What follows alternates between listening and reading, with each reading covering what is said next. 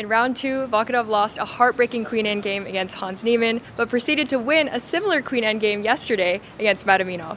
All the other games ended in a relatively quick draw, so I'm really excited to see how the players will fight today. Make sure to tune into the broadcast. Here is some behind the scenes footage. We're in one of the media rooms, and we have the amazing Uzbek crew over here.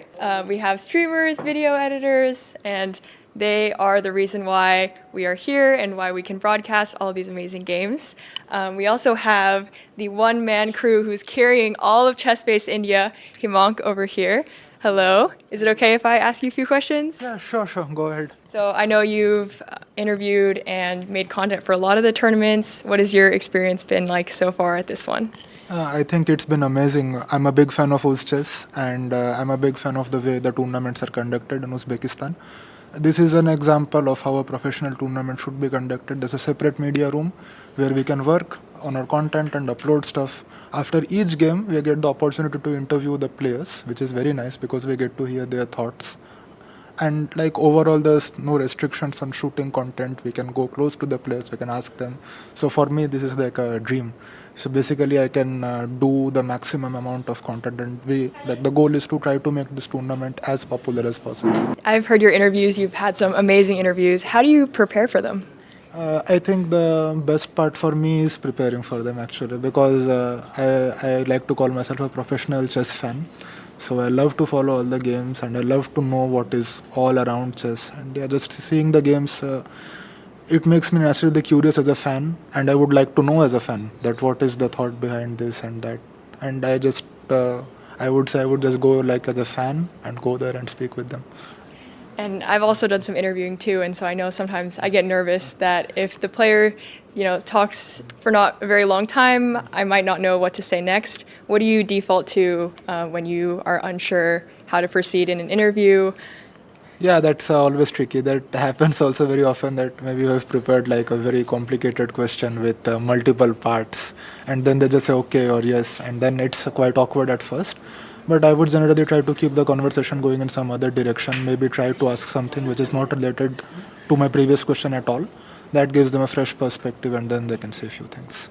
Awesome. Well, thank you. He's made some amazing content. If you guys haven't seen, you should look at all of the ChessBase India YouTube and Instagram. And yeah, thank you. All right, we're going to walk over this way to our amazing content creator, Alexandra. Hello. Can I ask you a few questions? Okay. So I know this is your first time in Uzbekistan. What has your experience been like so far? Well, I'm so happy to be here, like in the tournament, like watching all the games live, like feeling all this atmosphere, just chess, like outside in the fan zone, like it was amazing. I know yesterday you were out playing a bunch of kids in the fan zone and interacting with them a lot. What was that like yesterday? It was great because all the kids there watching the games live in the big screen, and also like playing chess and having fun. Like, it's incredible. Yeah. That's awesome. And what is it like to see the players up close? What are they like in person compared to how you've seen them online? Well, actually, it's funny because it's like you all the time look at them online, but then in real life it's like, wow, you cannot believe it. I felt this for the first time. I saw Sergei Tivyakov, I think is the name, yeah. And I was like, wow, I just like all the time saw that name in books, but now that name has a face and it's live, so it was amazing. Yeah, it's so cool. I saw yesterday one of the grandmasters came up to you, and the fact that he knew you, and you're like, oh my gosh, like I admire him so much. So that's so cool. I guess last question, the kids yesterday, do you think they were obsessing over one particular Uzbek player or one particular player, or do you think that they were just kind of supporting everyone? I think they are fan of Northern Blake. I think many of them, they were like, oh, I want him to win the tournament. So cute. Well,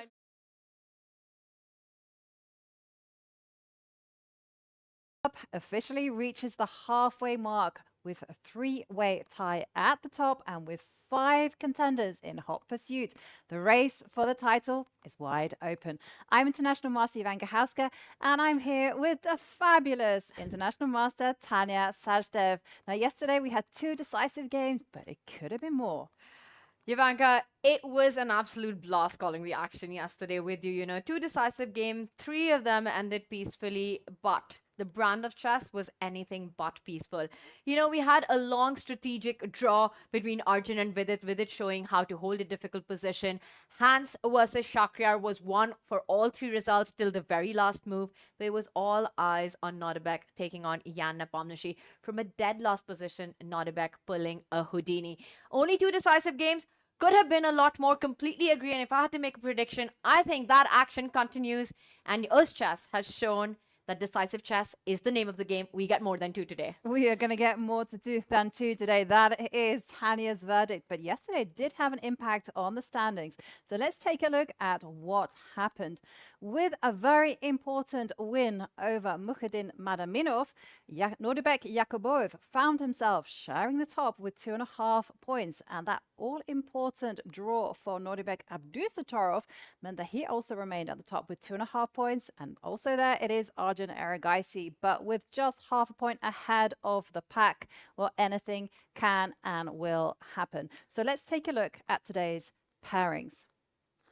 It's going to be a fun one. 5 players in the chasing pack, 3 at the top, and there's a face-off between 2 of them. I'm going to take everyone's attention to that bottom-most pairing there. It is Uzbekistan superstar Nodebek Abdusattorov taking the Indian superstar Arjun Erigaisi. Both these players currently at 3.5 out of 3.5 out of 4, and it's been fantastic to watch their chess in action. I think Arjun has been more controlled in his performance. Nodebek surviving yesterday definitely gives him that huge confidence boost going into round 5. For me, that is our marquee matchup. A marquee matchup indeed. And the games have begun, Tanya. So let's dive in and explore the fun. And we have to begin with a battle between our two leaders. Well, it is, of course, Nordibek Abdusattorov, Arjun Erigaisi, but we are treated in the meantime to our multi-board view where we can see the action in progress. And we're seeing Vokhidov against Jan Nepomniachtchi. Vokhidov yesterday coming on from his second win. And there he has a nice position against Jan Nepomniachtchi. That's top left. And in the middle between Nordibek Yakubov against Nicholas Theodorou. Yakubov won yesterday. Well, will he do the same against Nicholas Theodorou, who yesterday lost his game? We are seeing a very interesting battle over the center and black chipping away. And between Shakhriar Mamedyarov against Mukhadin Madaminov, we are seeing that Shakhriar Mamedyarov, their top right, he is going for establishing a clamp. So already exciting stuff. And that's a connect 4 on the board already for Shakhriar Mamedyarov, which just means more space. And for black, it's going to be for Madaminov, not only to break apart from that space, but to break apart from everything that's happened in the previous 2 rounds, 2 back-to-back losses for the Uzbekistan youngsters. Let's move on to our bottom row as we do a quick roundup of the action. Vidit Gujarati taking on Hans Niemann. This is coming in from a Ragozin, a queen spawn opening, and Hans with a fresh idea of going ahead with his a-pawn early on has gotten with it into the early tank. Abdusattorov, Arjun Erigaisi, we are calling that our match to watch today. And it is a position that's already blown up. There is tension in the center. The H-pawns have advanced up the board. I'm just going to point out that we've had 1 king spawn opening with 1 Sicilian today. And most of the boards have gone into queen spawn opening territory. In fact, one of them even, our marquee matchup, Arjun versus Nodebek, it started as an English and then converted into a Queen's Gambit decline. And this is what we have right now, which is absolute chaos. Absolute chaos indeed. We are seeing confrontation in the center. We're seeing the H-pawns line up the board. And we are also seeing 2 co-leaders facing off against each other. Will someone break away from the pack? Well, that is what we're going to find out today. And we are seeing Nordebek with his customary stare to Arjun Erigaisi. And I can tell you something, Arjun has barely used any time. This is the position that the players currently have, but let's do an action replay, Tanya, because I can't wait to find out how they got here exactly. Let's do just that, Ivanka. We'll take it from the top. As I was saying, it started with the English opening by Nodebek, but look what happens in just the next move. We see the knight come out, and suddenly it is the Queen's Gambit declined here after d4. Arjun takes out the bishop before bringing the knight out, and this is a small nuance subtlety in this opening. You're basically preempting a pin and stopping the idea of bishop g5, asking white to show his hand in the center. Nodibek just does that. We've got a trade, and the bishop not having the square on g5, which would have been the case had Arjun developed the knight first, now develops to f4, and only then, after consolidating the center, we see the black bishop do the same, take control of the light squares here. And white has kept the knight on the king side flexible with the options of knight f3 and knight e2. And the move chosen by Nodibek is in front of the king. The idea is to land the knight on g3 now that the black bishop is out, gain some tempo before getting the light square development over.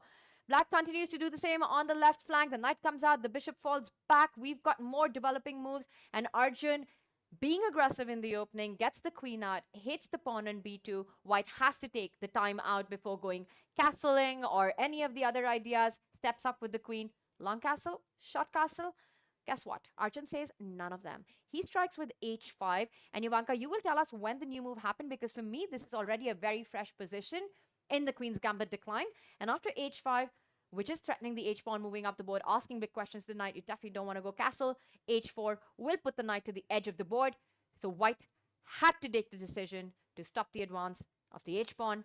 And then Arjun continues to be in his preparation, blitzing it out with another very cool move. He doesn't develop the knight, but puts the other knight next to it, now lining it up with the move to e6 to hit the bishop. Nodibek looks like he's not too surprised or shocked, Ivanka. This is his last move, asking a big question in the center. Arjun, you wasted so much time. You pushed the h-pawn. You brought two knights back. Your queen out in the open. You haven't castled. The king is in the center. You're not even ready to castle. I'm striking in the center right now. What is your response with the d5 pawn? The way Nodibek has handled this, playing quickly, I have a feeling that Arjun's a little disappointed that this wasn't more of a surprise for Nodibek. Yeah, well, they are in mainstream theory, I'm going to say, Tanya, but I mean, talking about mainstream, that's maybe a slight exaggeration because there are only 3 games in the database. But it is definitely known territory. Like, one of the things I wanted to point out is that when you allow the black bishop from c8 to come to f5, you can't just allow that as white for free. You've got to start harassing it. And that's why we're seeing moves like knight e2, knight to g3, and then we're seeing moves like h4, h5 make their appearance. Because otherwise, black is going to be sitting very cushy with their position. So here, there were plans with the knight going to f8. You know, knight to f6 was going to make an appearance, knight to e6 as well. And then as soon as black started to develop those pieces, then unfortunately, the white just basically doesn't have an advantage. So that's why we're seeing white accelerating the play with e4. And you have to do that. And you also have to use the queen on b6 as a target. So super interesting game that we've had. One was played all the way back in 1995. All the way back. I can still remember 1995. Feels like a century ago, Ivanka. Yes. I have no idea what you're talking about. I know. It was, yeah, it was a last century.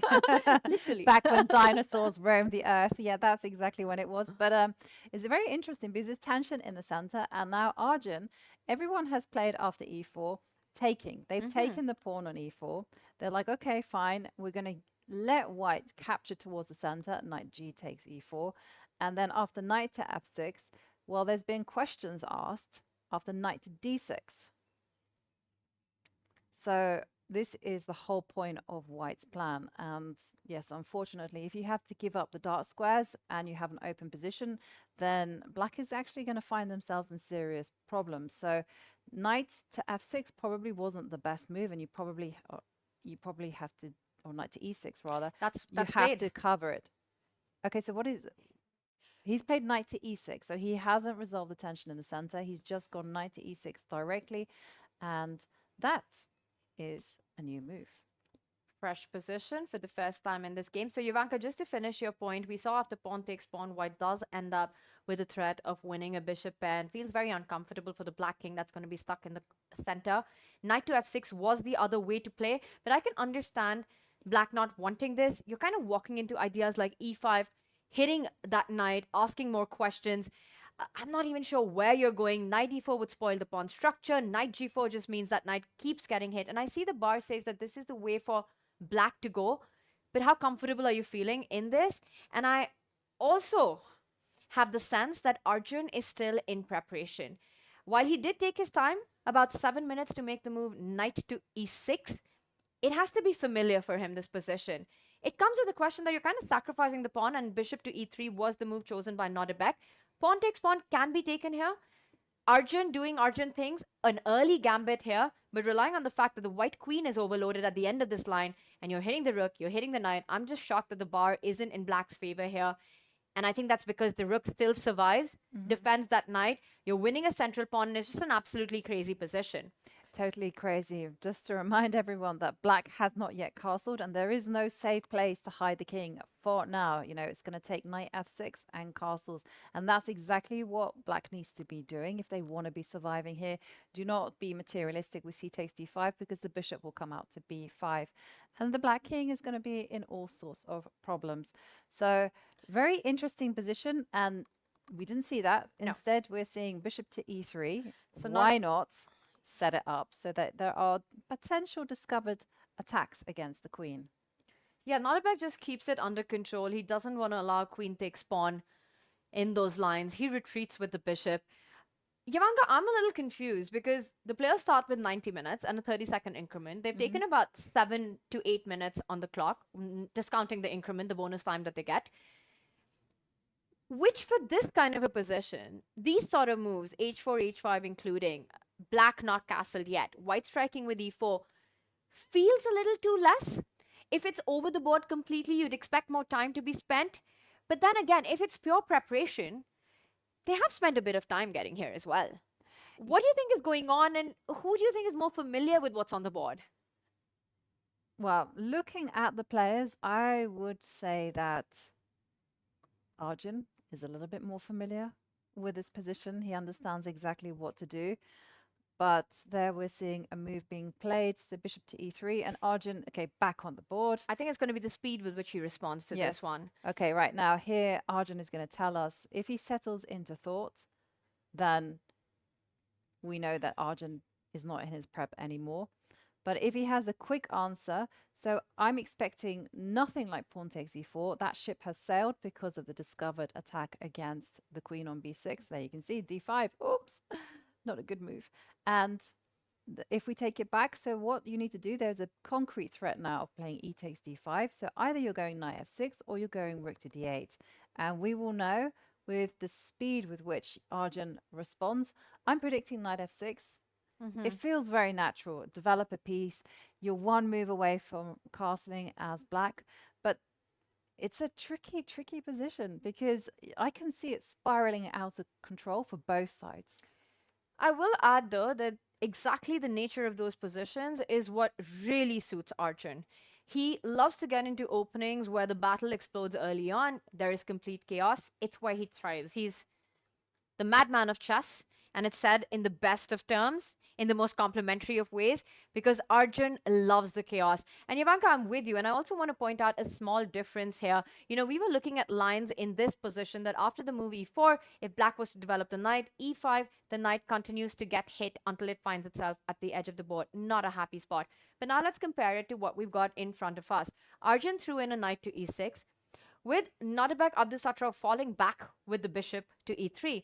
Now this changes the dynamics. You bring the knight out, and suddenly after e5, the knight jumps forward. If there's a trade, black is beautifully placed with the bishop and the rook opened up against the h line. You have the bishop pair, and if not, suddenly the bishop on e3 is under fire. You don't really have the time to go f3, and black's doing absolutely fine. In fact, long castle to follow next, with h4 already a target. This is going to be advantage black. Yeah. I love knight f6. Totally agree with you. And the knight is beautifully placed on e6 as well. And all you need to do, as Tanya's indicated, is just make sure the d5 point is consolidated. And then you can just blast open with an eventual c5. That's what you want to do in this pawn structure. Either if white steps up with e5, you either get in c5, or if that doesn't work, you get an f6.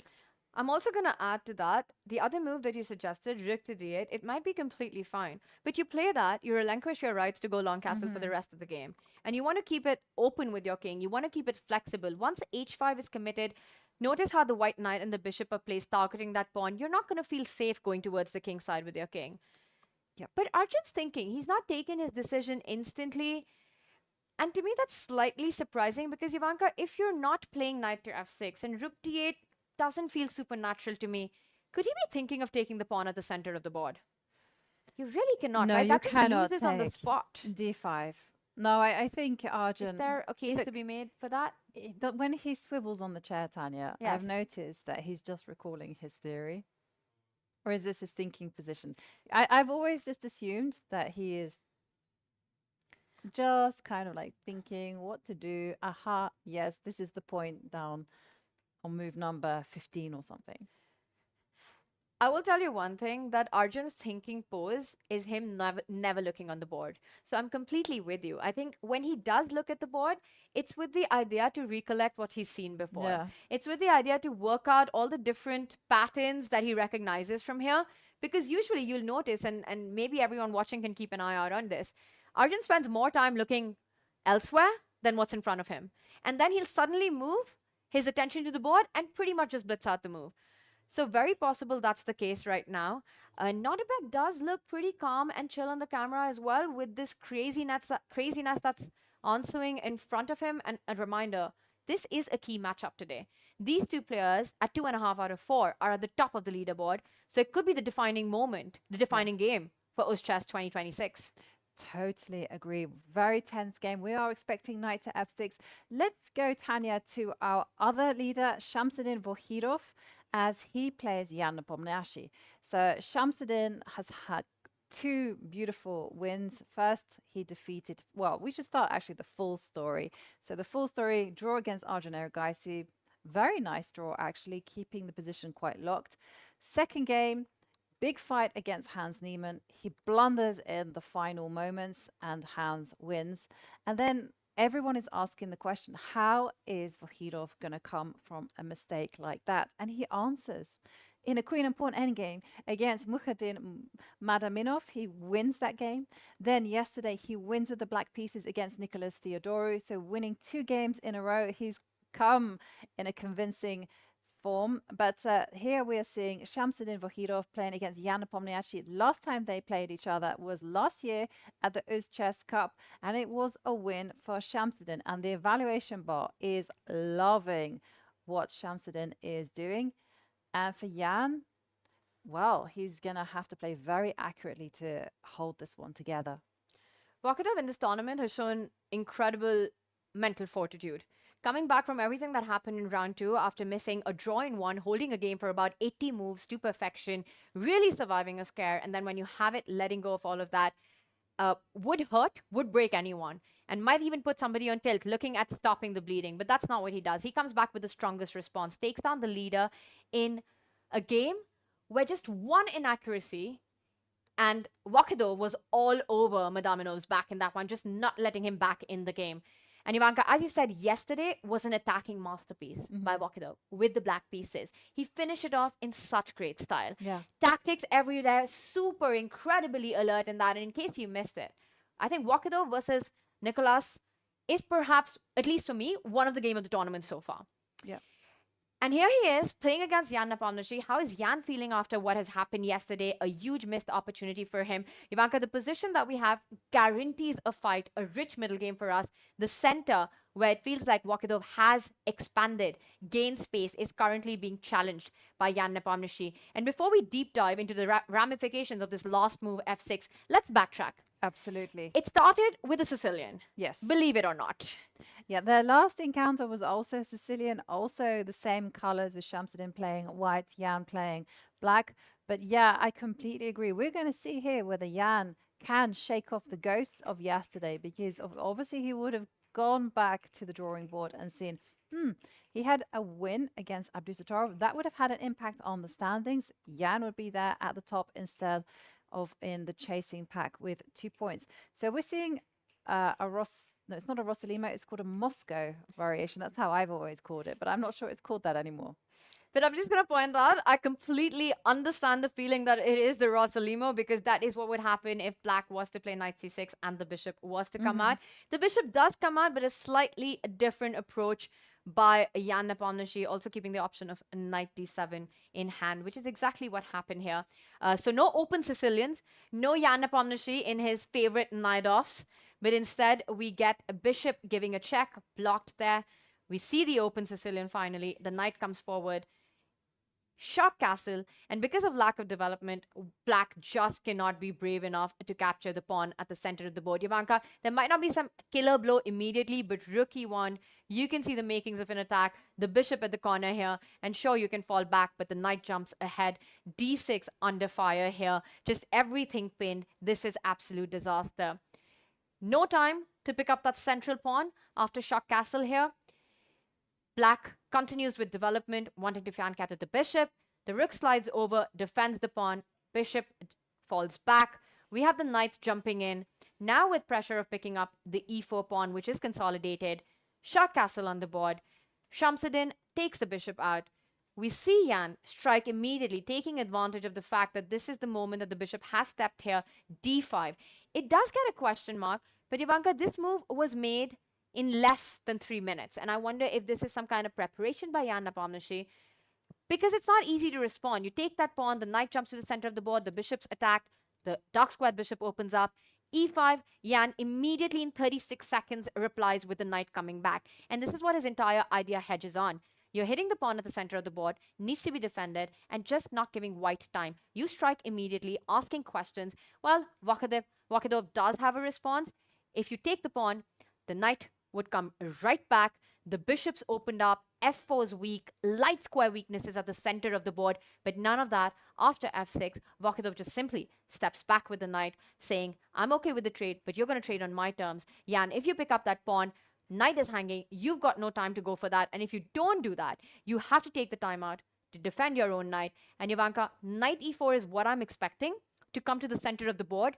And now again, the question is, do you just keep the tension and continue to develop, or is there something more striking like c4 for white here? Wow, c4. I love that idea. Very aggressive. I wasn't thinking about it. I was thinking about knight d2 actually, because the knight on e4, I tend to split the board in half. I don't know whether you do this. And I encourage everyone that I teach to say, hey, be territorial, protect your space. And that knight on e4 is in white side. The pawn on e5 is on the black side of the board, and so the knight on e4 you need to get rid of. So here you can't chase it away with any pawns, so I was thinking knight bd2. But I also love your point about accelerating the play. c4, do it whilst most of black's army are there on the back rank.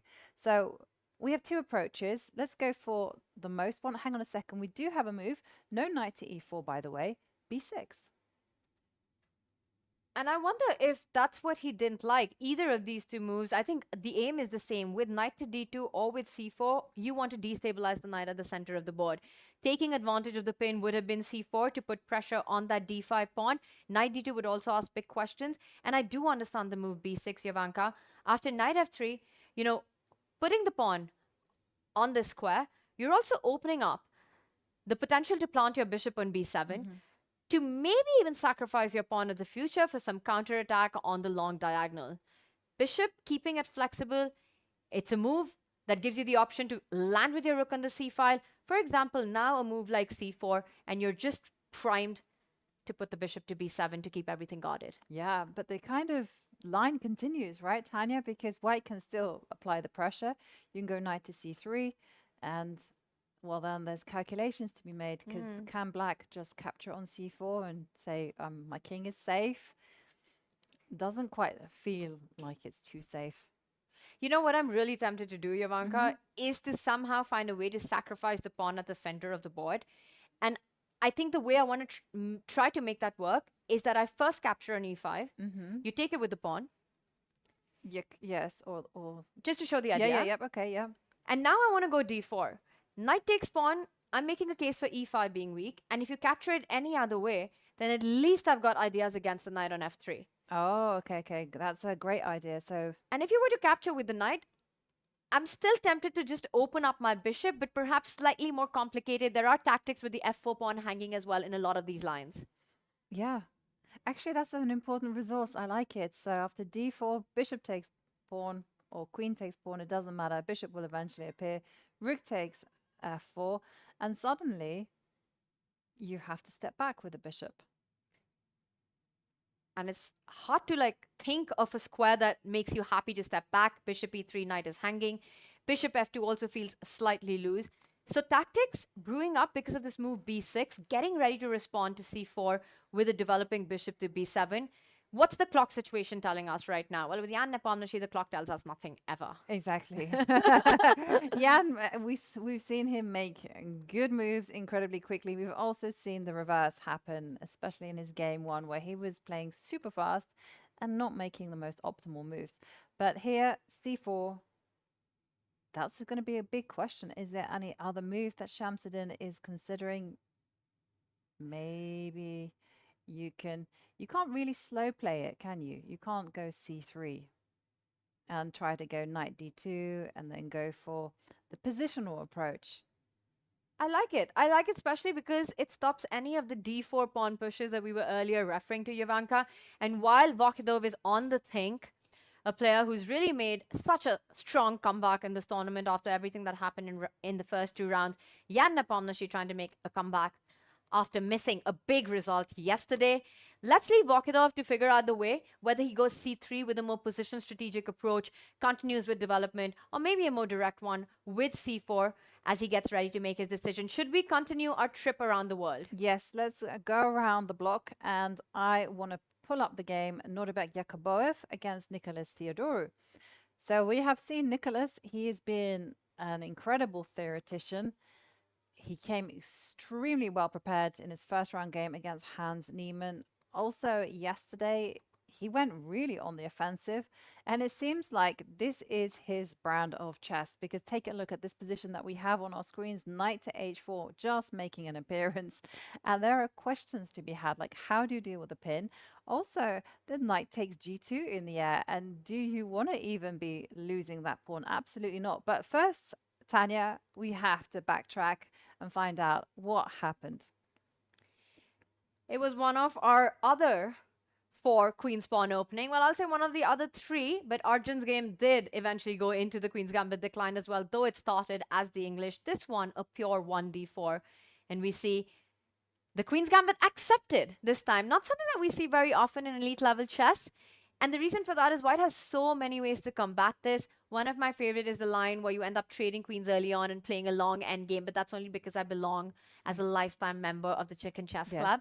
But the game, as it progressed, there were no queen trades, and there are going to be no queen trades for a while because e4. Now, I will say, Jovanka, this is not the most played move in this position. Knight f3, e3, you keep the center consolidated, then you pick up the pawn, and of course, there are a plethora of variations for White in that.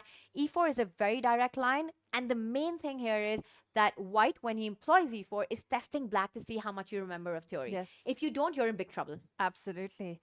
And e4 is the most combative way of answering the Queen's Gambit accepted. As Tanya's mentioned, knight f3, knight f6, e3 would be one way. But here, okay, this is now under fire. So knight, what happened? Knight to c3, putting pressure immediately on d4, knight to f6. I'll just point out one comes thing. the bishop. Yep. Yovi, instead of knight to c6, the most played move, and you were talking about this being a combative line, which kind of just plays into that rage bait situation, is that Black returns the favor by going e5. This is the absolute principal line of this opening, and we've got world champion Gukesh playing this, we've got Pragnananda with Black who's played this, Arjun Aragaisi has been on the white side of this, Anish Giri has played this with Black, Nurbek Abdusattorov has played this with Black. Yeah. So a lot of top grandmasters do respond to e4 with the counter strike of e5. Taking on e5 leads to trades, which just helps Black in the cause. Knight f3 is the main move, and it's a wild, wild opening. Wow. I think it might be time to go premium. We're going to close that and move right back. Instead of e5, the move of choice, Jovanka, was knight to c6. And this is the second most popular move in this position, hitting the pawn on d4, as you were mentioning. Yes. Hitting the pawn on d4, so provoking White to expand in the center. And the whole point is that yeah, not today, but maybe tonight. Exactly. Maybe during the break we will be punching in our credit card details. Just not yet, because there's too much action on the board, chess.com. Absolutely.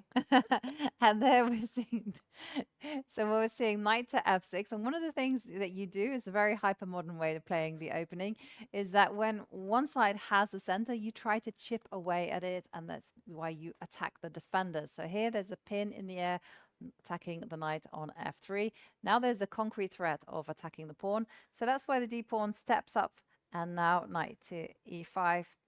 And here, none of this bishop e2 business. Instead, it is maximum conflict.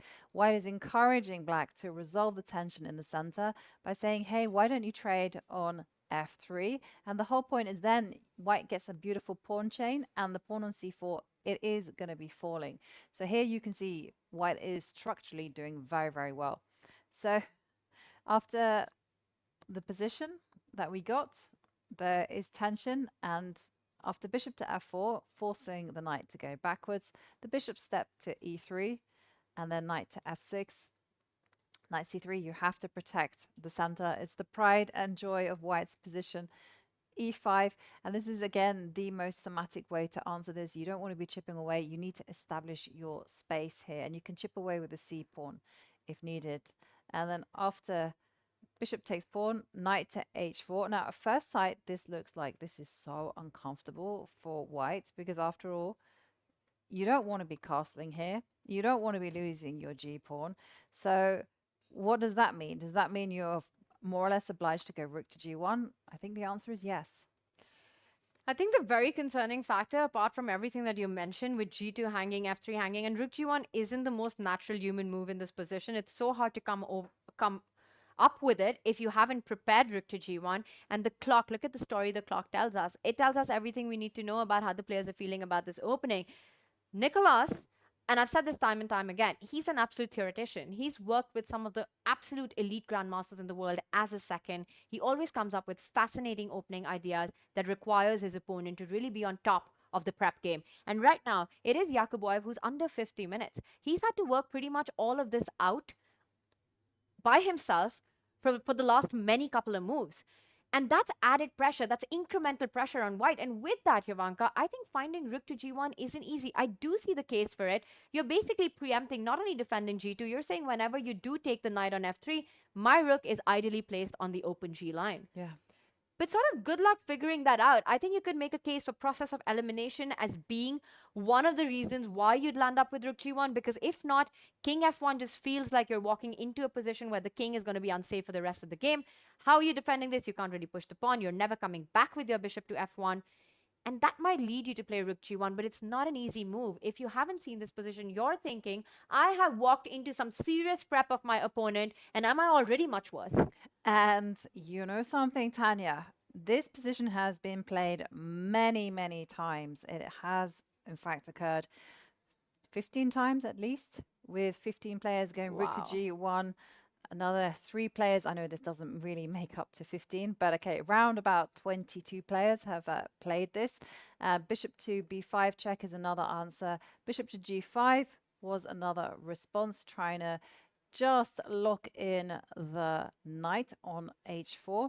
But rook to g1, okay, you abandon castling rights, but white is basically arguing that bishop b5 still in the air, and that you can meet this pin. It's by just going bishop to e2 at the end of the day. And if black chooses to double the f-pawns by going knight takes knight or bishop takes knight, then everything is going to be bolstered in the center. So we have a move. What did he play? He threw in... He's played rook g1. He's played your idea of going rook g1. I think, Ivanka, bishop to e2 would be just a very tough call with g2 hanging. Bishop to g5, you mentioned, has been played, which was quite surprising to me, because at first I thought, what's the point? You're just losing a pawn on g2. And you see the bar really rise. Yes, I get it that the king on f1, you don't have too many retreating squares. If you go to f4, for example, there's again the problem of check. Also, taking eventually would push the pawn. But what about bishop h3? It just felt to me that this should be completely winning for black. You're coming in with a check, and you've got to see this. This is stunning stuff. The problem here is that now it's the queen that steps over with a check. If you block it with your queen, there's bishop b5 ideas. If you go c6, white just takes it. And if you go king to e7, Ivanka, are you ready for this? White to play and win. Puzzle rush hat on. Puzzle Rush hat on. Okay, so at first sight, I'm looking at the checks. D6. Let's go. Let's go. D6. Clearance tactic. You're clearing a big square for the knight to jump in. It doesn't matter how you take it, but just to finish things off, if pawn takes pawn or queen takes pawn, knight d5, forcing the king to the center of the board. Many ways to win this. The simplest one, that black king isn't surviving. So that is why the move bishop to g5 is possible. You can walk into knight takes pawn, but only if you have seen this line. If you haven't, bishop g5 is an incredibly hard move to see. You see bishop to h3 and you stop your calculation. Yep. You're like, this knight is coming to e3, the knight survives, how am I playing this? So I do understand that he did find the move rook to g1 through all these elimination possibilities right now, but it's cost him a lot of time for Yakuboyev. It has cost him some time, and again, still very much in the mainstream. And there we're seeing the bishop to d6, immediate response. How unnerving is it, Tanya? You know, you are just fumbling your way through this opening and your opponent just keeps responding at tempo. So bishop to d6 has made an appearance. And now the question is, what are you going to do with the king? How are you going to handle this position? Do you just go bishop to e2 and try to untangle that way? Do you go queen a4 check? Those are the two moves, by the way, that have been played in the database. But it's unnerving that Nordebek is freestyling this, whereas Nicholas Theodorou has worked it all out. That is the whole point. As a player sitting across, you burn so much of your time, and it's a position which is wild. You don't know if you're making the right decisions. Your very last move could have been the one that's cost you, an advantage in the game, or that's handed over the advantage to your opponent. You're trying to figure all of that out, and your opponent is just playing quick and fast moves. You have to be precise, while your opponent doesn't even have to use their brain. The other side of that argument, while that holds true and puts a lot of pressure, is that maybe there's solace to be had to know that you're finding the best moves in the position. Because your opponent is only blitzing things out as far as they know. And grandmasters are usually only checking the lines which are at the top. So knowing that you've kind of found your way through this, Ivanka, if your opponent's playing fast, you can take a sigh of relief and feel, at least so far, I'm not doing too badly. Yes. I am in preparation. Okay, well, talking about preparation, Tanya, I am going to direct us immediately to the game between Vidit against Hans Niemann. Because talking about who has a time advantage, if you pull up that game, just take a look at the clocks. We're seeing Hans Niemann, he started with 1 hour 30 minutes on the clock, is now 1 hour 24 minutes. They are getting a 30-second time bonus, but Vidit is sinking into thought. And what is more concerning is he just made a question mark move. So let's backtrack. It's a Catalan. Vidit's very experienced in this particular opening, and he plays it quite often. So Hans has come to this one prepared. He absolutely has. And I also want to point out that this has been the story of Vidit at UzChess Masters 2026. He's not found his kind of openings. He's not managed to get his opponent into preparation. Every round after the first 10 or so moves, Vidit has been behind and struggling on the clock. And again, at the end, it's when you're down to those 40 move markers, when you've got those final few moves to make, that accuracy comes into question. And Vidit suffered with that.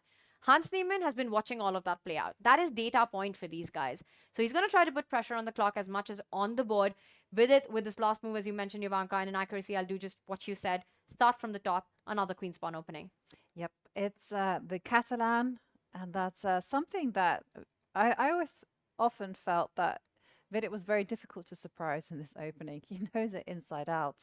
I've been witness to how he handled the white side of things, more than capable of sacrificing the exchange. He'd worked it out a long, long time ago. I think back in 2019, I saw him do this. But knight to d2 is a really edgy answer to this bishop check. Sometimes white plays bishop to d2, but knight to d2 is another way to try to keep control. You're not afraid of sacrificing the pawn on c4. That is a genuine sacrifice. But here, Hans is like, okay, I'm going to play the trendy response, which is just to go a5. And the whole point of a5, as Tan is indicated in previous games, is to go a4 and just grab as much space as possible in the center. So here, queen c2 was the move of choice. And then this move, very nice, also very combative, is to go knight to c6. I'm just checking to see if there's any games in database. No no games. Here we have a fresh position, Tanya.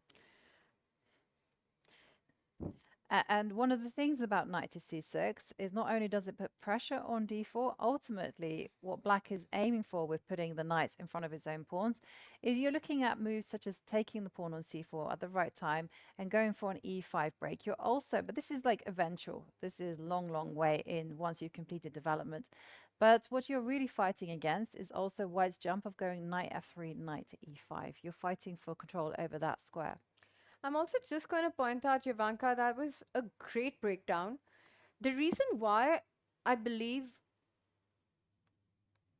that so much time has been spent in this position is Queen c2 is already a fresh idea, a fresh-ish idea by Vidit. Instead of Queen c2 after the move a5, I'm just going to back up really quickly.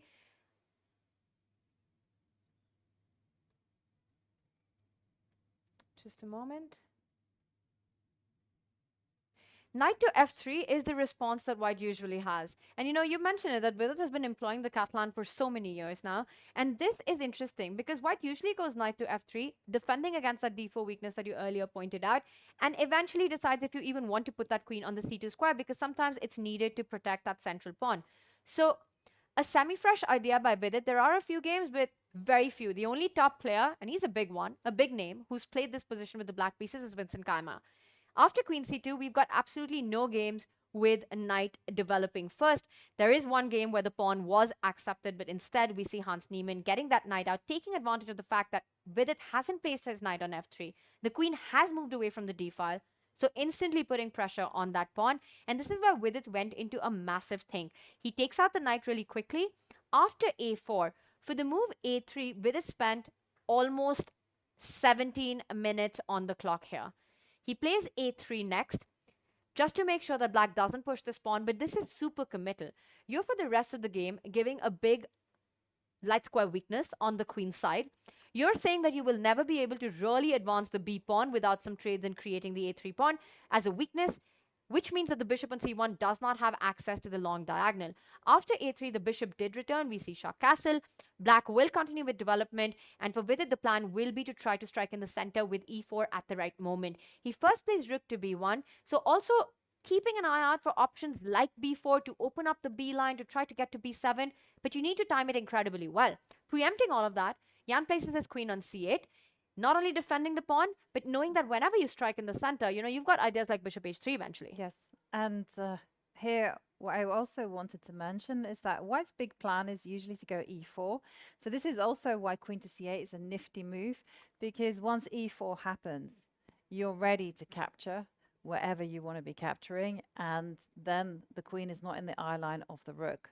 So we have a position like this, and often, black will perhaps go bishop to e8 just to kind of tuck that bishop away and make sure the pressure is still there on d4. But yes, but Vidit, he doesn't obey the Catalan ideas, and instead he's doing some maneuvering.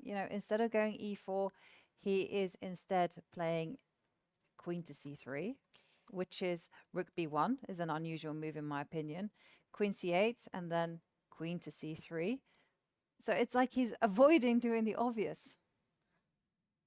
It's sort of like a waiting game, right? Like you pointed out, you really want to keep e4 flexible for the right moment. Queen c3 also comes with the idea that sometimes white finds itself transferring the queen from the queen side all the way to the other flank as well. So keeping options open right now is Vidit Gujarati. You don't want to take that knight on e5. Pawn takes knight. Suddenly the black knight is running out of squares. Knight e8 just clamps down black's position badly. No future for that knight. So knight on e5 was responded with the move bishop falling back to e8.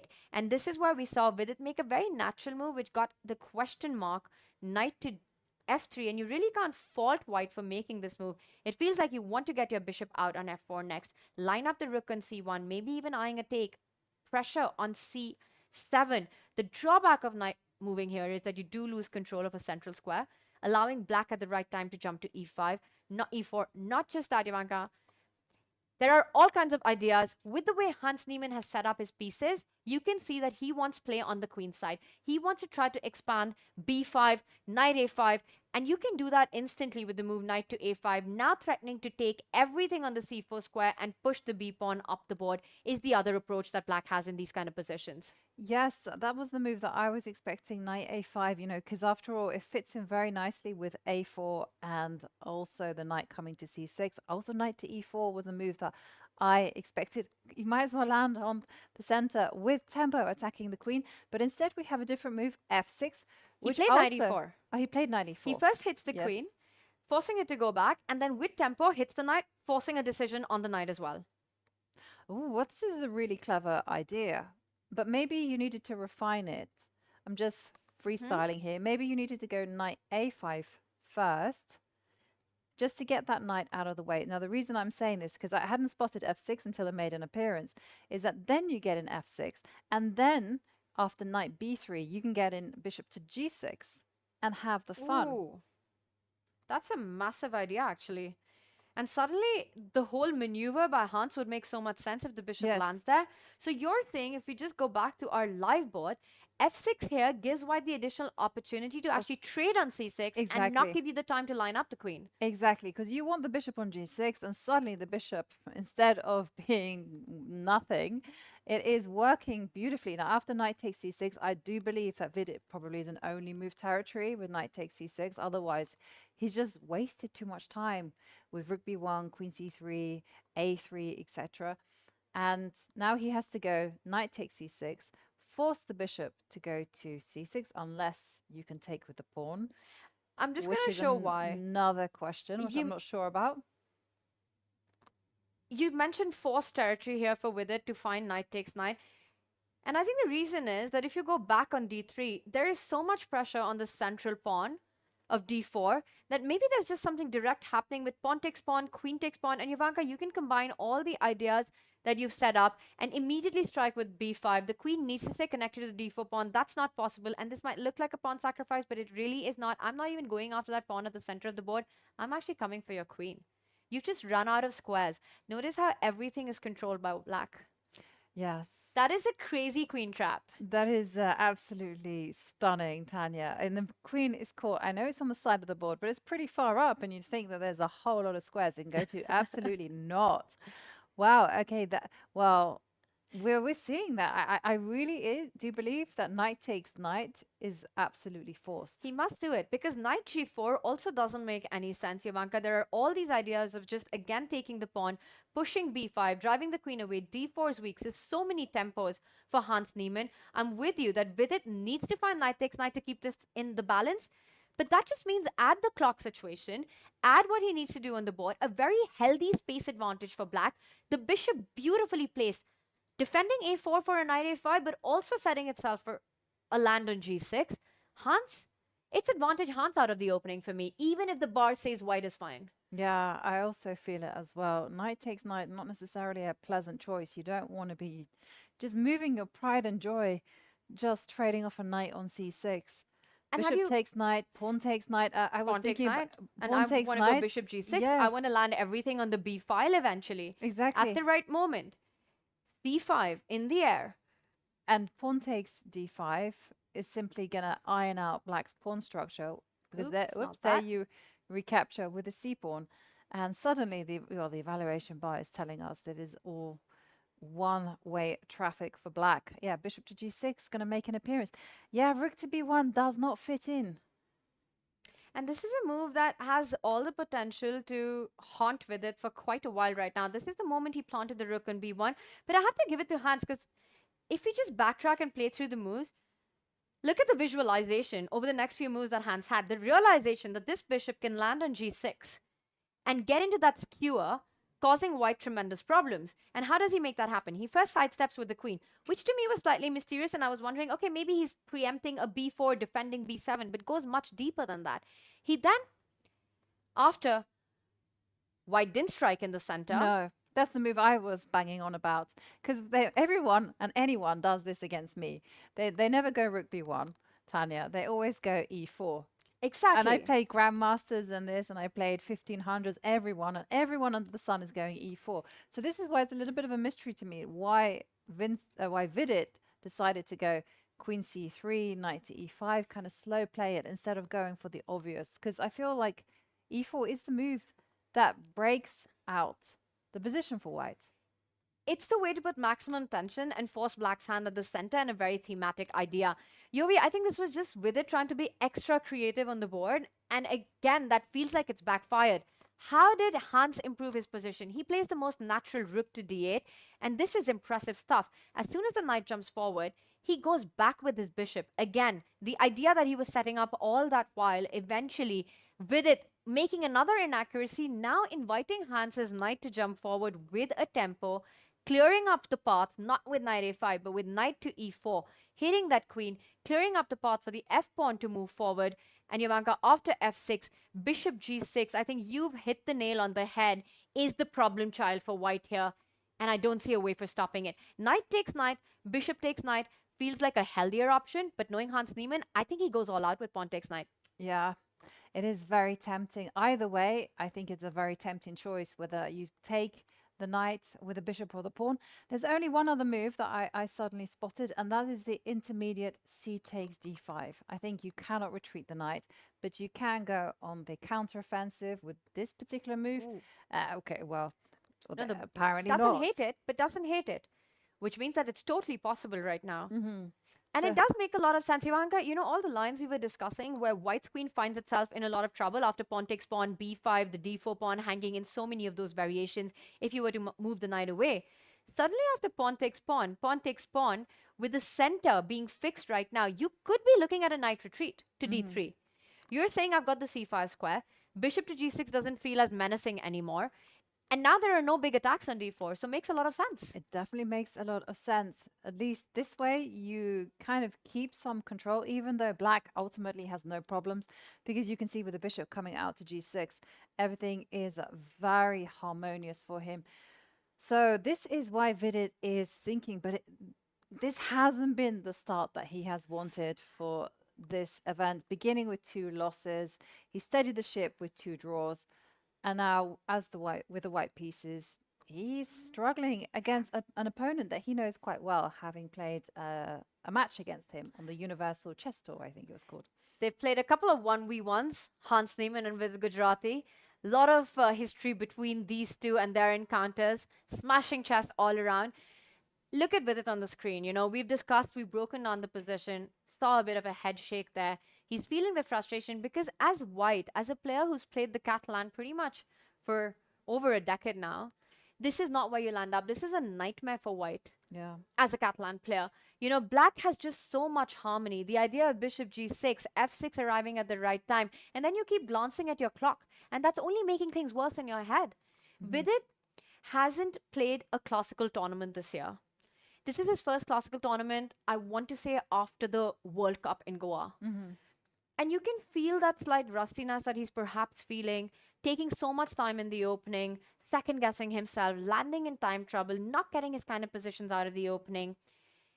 And Yeah, this is you've the got to same get narrative. that feeling back into your fingers, right, Tanya? You can't stay away from the chess game for too long because you got to somehow, with time and with practice, you begin to understand. He's getting ready, Yovi, to make a move. Oh, And you can okay. see. Come on, make the move. And he Knight takes hesitates. knight. This is what happens. You know, when you're in the flow state, Yovi, you can see a completely different body language and a completely different story on the clock. Yeah. Okay, Vidit. We're going to give you 1 minute to make your move, and then we'll move on. Yeah, moves like rook b1, queen going to c3, queen coming back, and he does take a decision. He wants consolidation. He doesn't want the tension on the board. And this is a human approach, a human response to a moment like this. You're falling back on the clock. Your opponent's playing aggressive, driving the queen back, driving the knight back. You want control. Vidit says, I'm not allowing any pawn takes pawn, fixes the center. And Jovanka, I think he'll fall back with the knight now. Yeah, I think he's going to fall back to d3. Okay, yes, the bishop will come out to g6. Such is life, but at least he has a plan, and having a plan, I think, is always better than having no plan. So you're saying a bad plan is better than no plan? Yes, because when you have no plan whatsoever, you tend to drift and you tend to do whatever nonsense comes your way. But when you have a plan, at least you feel some optimism. Yes. So just from a psychological direction. point of view, yeah, you got to have a direction in life and in the chessboard. So knight to d3 is what we are expecting. let's take a pause from this game. Let's do it. And let's move over to Shakhriar Mamedyarov against Mukhadin Madaminov. Now, this is really interesting because Shakhriar began the tournament with a win, then had a loss, and then he's made everything a little bit stable by drawing 2 games. Whereas Mukhadin has had a completely different trajectory. First, starting with 2 wins, everyone was like, whoa, last minute replacement, youngest participant in the Masters. Then 2 losses against his fellow Uzbek players. And now we're in the situation where Mukhadin really needs to steady the ship. So let's backtrack very quickly to the opening. And one thing I got to say about Shaq's approach is I like the simplicity that he invokes. Because as we can see here from the pawn structure, he's just gone for b4, c5, clamp on the center. It is a pawn sacrifice for now, though. You have to pick up the e5 pawn, but are you going to be gutsy enough to pick it? Because the white bishop lands on b2 before we dive into that action replay that you want. Yeah. And there's a lot of fire on the board right now, even though you feel like it's symmetrical. I love the space advantage white has, but I think black is far from neutralizing and equalizing this game anytime soon. Jovanka, it started with the Rogozin opening, which happens when the black bishop comes out early on in this position. You get that out to b4, and a very interesting approach here by Shakhriar. He does go for the idea of the check. The only way to not lose a piece is bring out your knight. e3, making sure that c4 remains defended. We see a shock castle. The queen does fall back, and this is an interesting move, right? From Mukhadin. Very provocative, because I think everyone tends to play rook e8, keep it flexible. And again, you have this idea when a knight is on c6, you have this idea of taking on c4 and then bolstering the center with e5, just chipping away at things. But here he's just gone bishop to d6. Very, very provocative move, because now, and we're seeing Shakhriar do this, just go c5. he does it. He takes the bait, but it is understandable. You get the beautiful connect 4. Whenever there's a pawn pointing theorem, it means that the pawn at the top of the chain will direct where white plays. It's going to be towards the left flank now. You want b4, you want b5 eventually to land, and black has to make sure that you're able to strike with the idea of e5.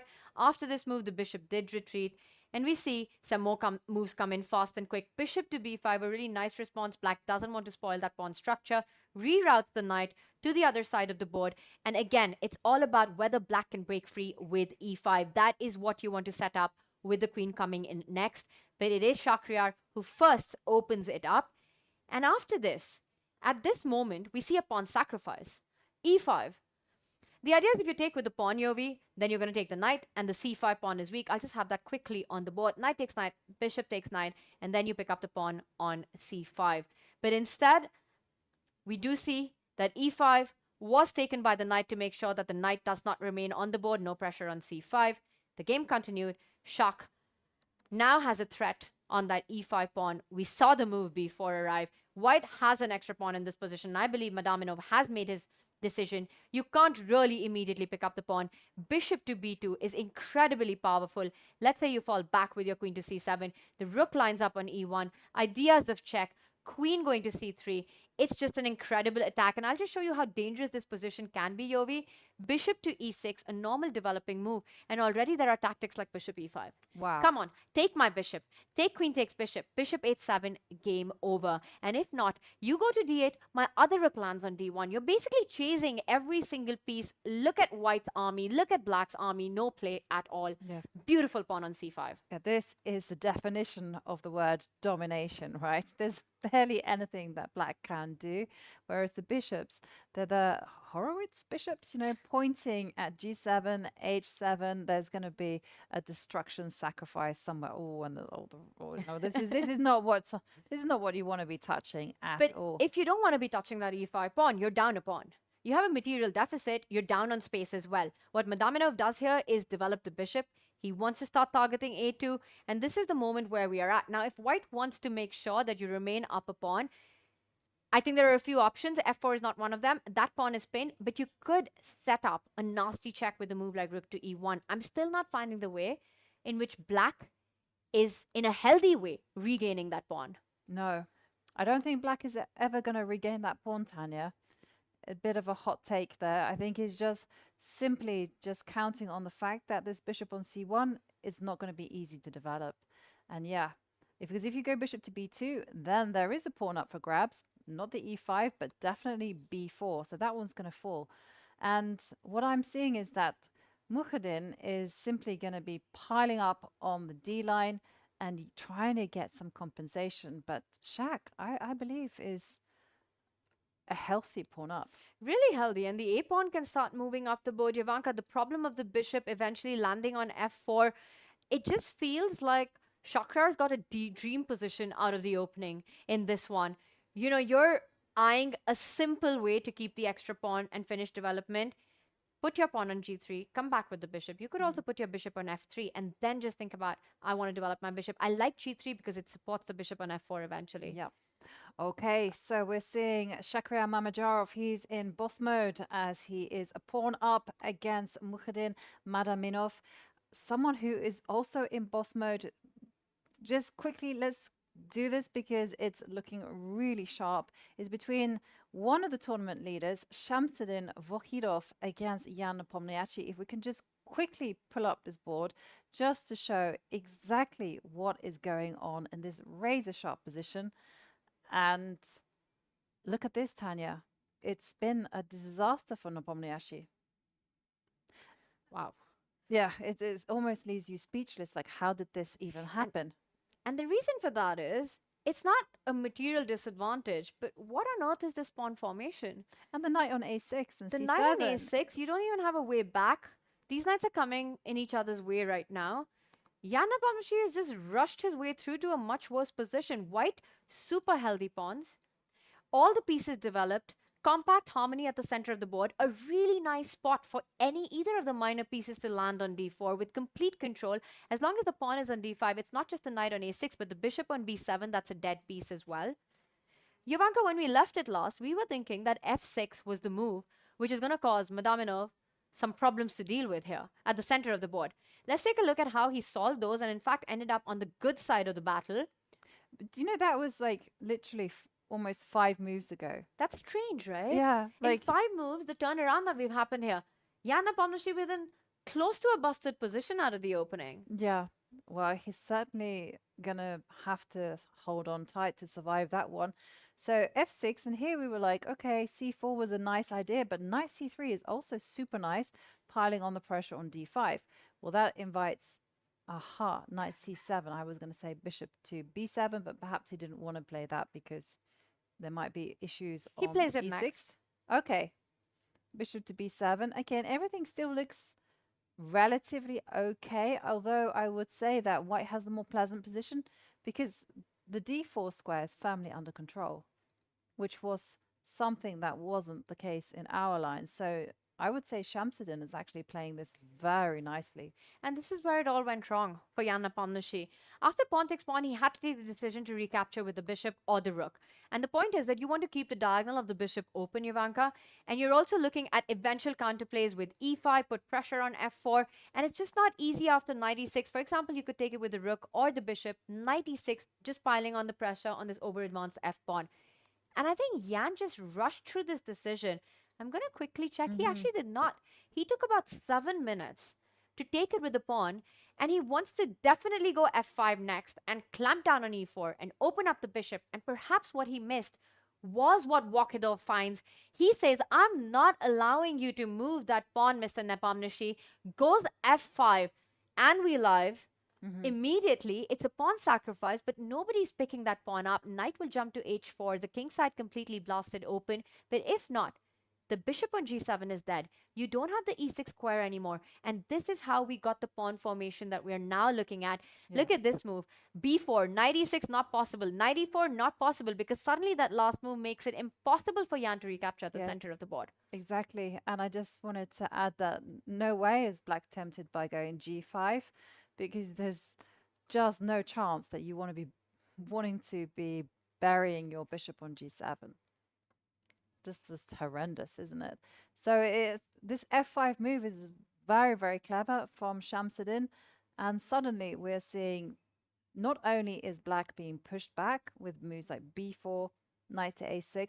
But the king side is sensitive there after f takes g6, pawn takes g6, and now here a3 just stabilizing the queen side. And as Tanya is indicating, black has big problems. White has full control not only of the d4 square, but also has some nice targets on g6 to hit at. Knight can come to h4 as well. I mean, the knights on a6 and c7 very much offside. Well, Tanya, it's been an exciting start already to round 5. Absolutely. I mean, if we pull up our multi-board view just to do an overview of the action that we have out of the opening moves that we've got, our bird's eye view, and there we have it, Yavanka. You know, we can see already the makings of exciting battles all across. Queens are on the board. There haven't been big trades in any one of the games. Look at that. Let's start with our top left. Vokhidov, Yan Nepomniachtchi. We've done a deep dive into that. Yan Nepomniachtchi in big trouble. The bar tells the full story. The pawn formation that Yan has tells the other story. Next to that, Yakuboev against Theodora. The bar says it's sort of in the balance, but such an imbalanced position. Double pawns for white, an open G line. The black knights headed towards those dark square weaknesses. It's going to be a full-bodied fight, that one. Next to that, Shakrar Mamedyarov against Madaminov. Shakrar is up a pawn. Madaminov saving on, holding on, trying to survive what's happened in the last 2 rounds. 2 back-to-back losses for the Uzbekistan youngster, and in big trouble in this one as well. More active pieces, the extra pawn for Shakrar Mamedyarov. Vidit versus Hans Niemann. What do I even say about that? Vidit has done everything wrong in this Catalan. Hans Niemann has now pushed the G-pawn. That's how ambitious he's feeling. The bishop about to line up against the queen. The idea, Yovi, you pointed out earlier, that's going to be a firefight right there, and our marquee matchup equally exciting. Equally exciting as black has broken out with c6, c5. There is maximum tension in the center. It looks like today is going to be a decisive one. As we can see from our multi-board, there's a whole lot of fights happening on the board. We are going to take a short break, and when we return, Shaksod and Tanya will be guiding you through the action, so stick with us.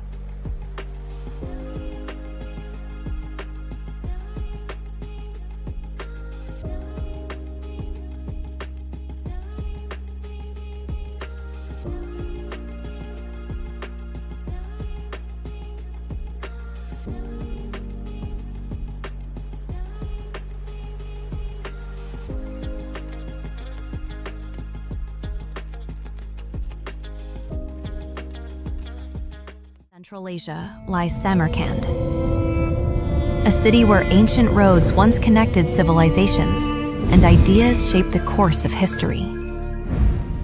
This autumn, Samarkand becomes a bridge once again, connecting the finest minds from every corner of the world.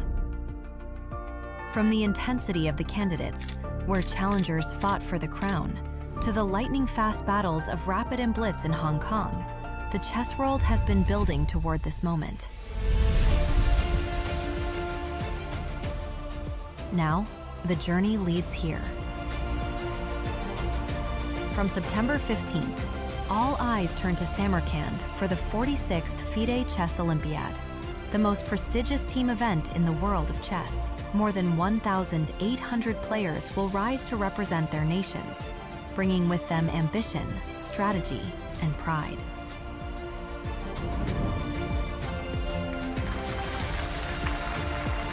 As the timeless domes of Samarkand stand witness, a new chapter of chess history will be written, move by move. Watch live or join us in Samarkand and become part of the game that has always connected us, beyond borders, beyond time. In the heart of Central Asia lies Samarkand, a city where ancient roads once connected civilizations and ideas shaped the course of history. This autumn, Samarkand becomes a bridge once again, connecting the finest minds from every corner of the world. From the intensity of the candidates, where challengers fought for the crown, to the lightning-fast battles of Rapid and Blitz in Hong Kong, the chess world has been building toward this moment. Now, the journey leads here. From September 15th, all eyes turn to Samarkand for the 46th FIDE Chess Olympiad, the most prestigious team event in the world of chess. More than 1,800 players will rise to represent their nations, bringing with them ambition, strategy, and pride.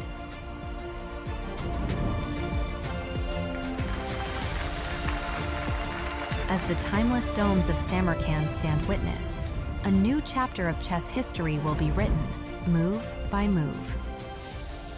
Watch live or join us in Samarkand and become part of the game that has always connected us, beyond borders, beyond time.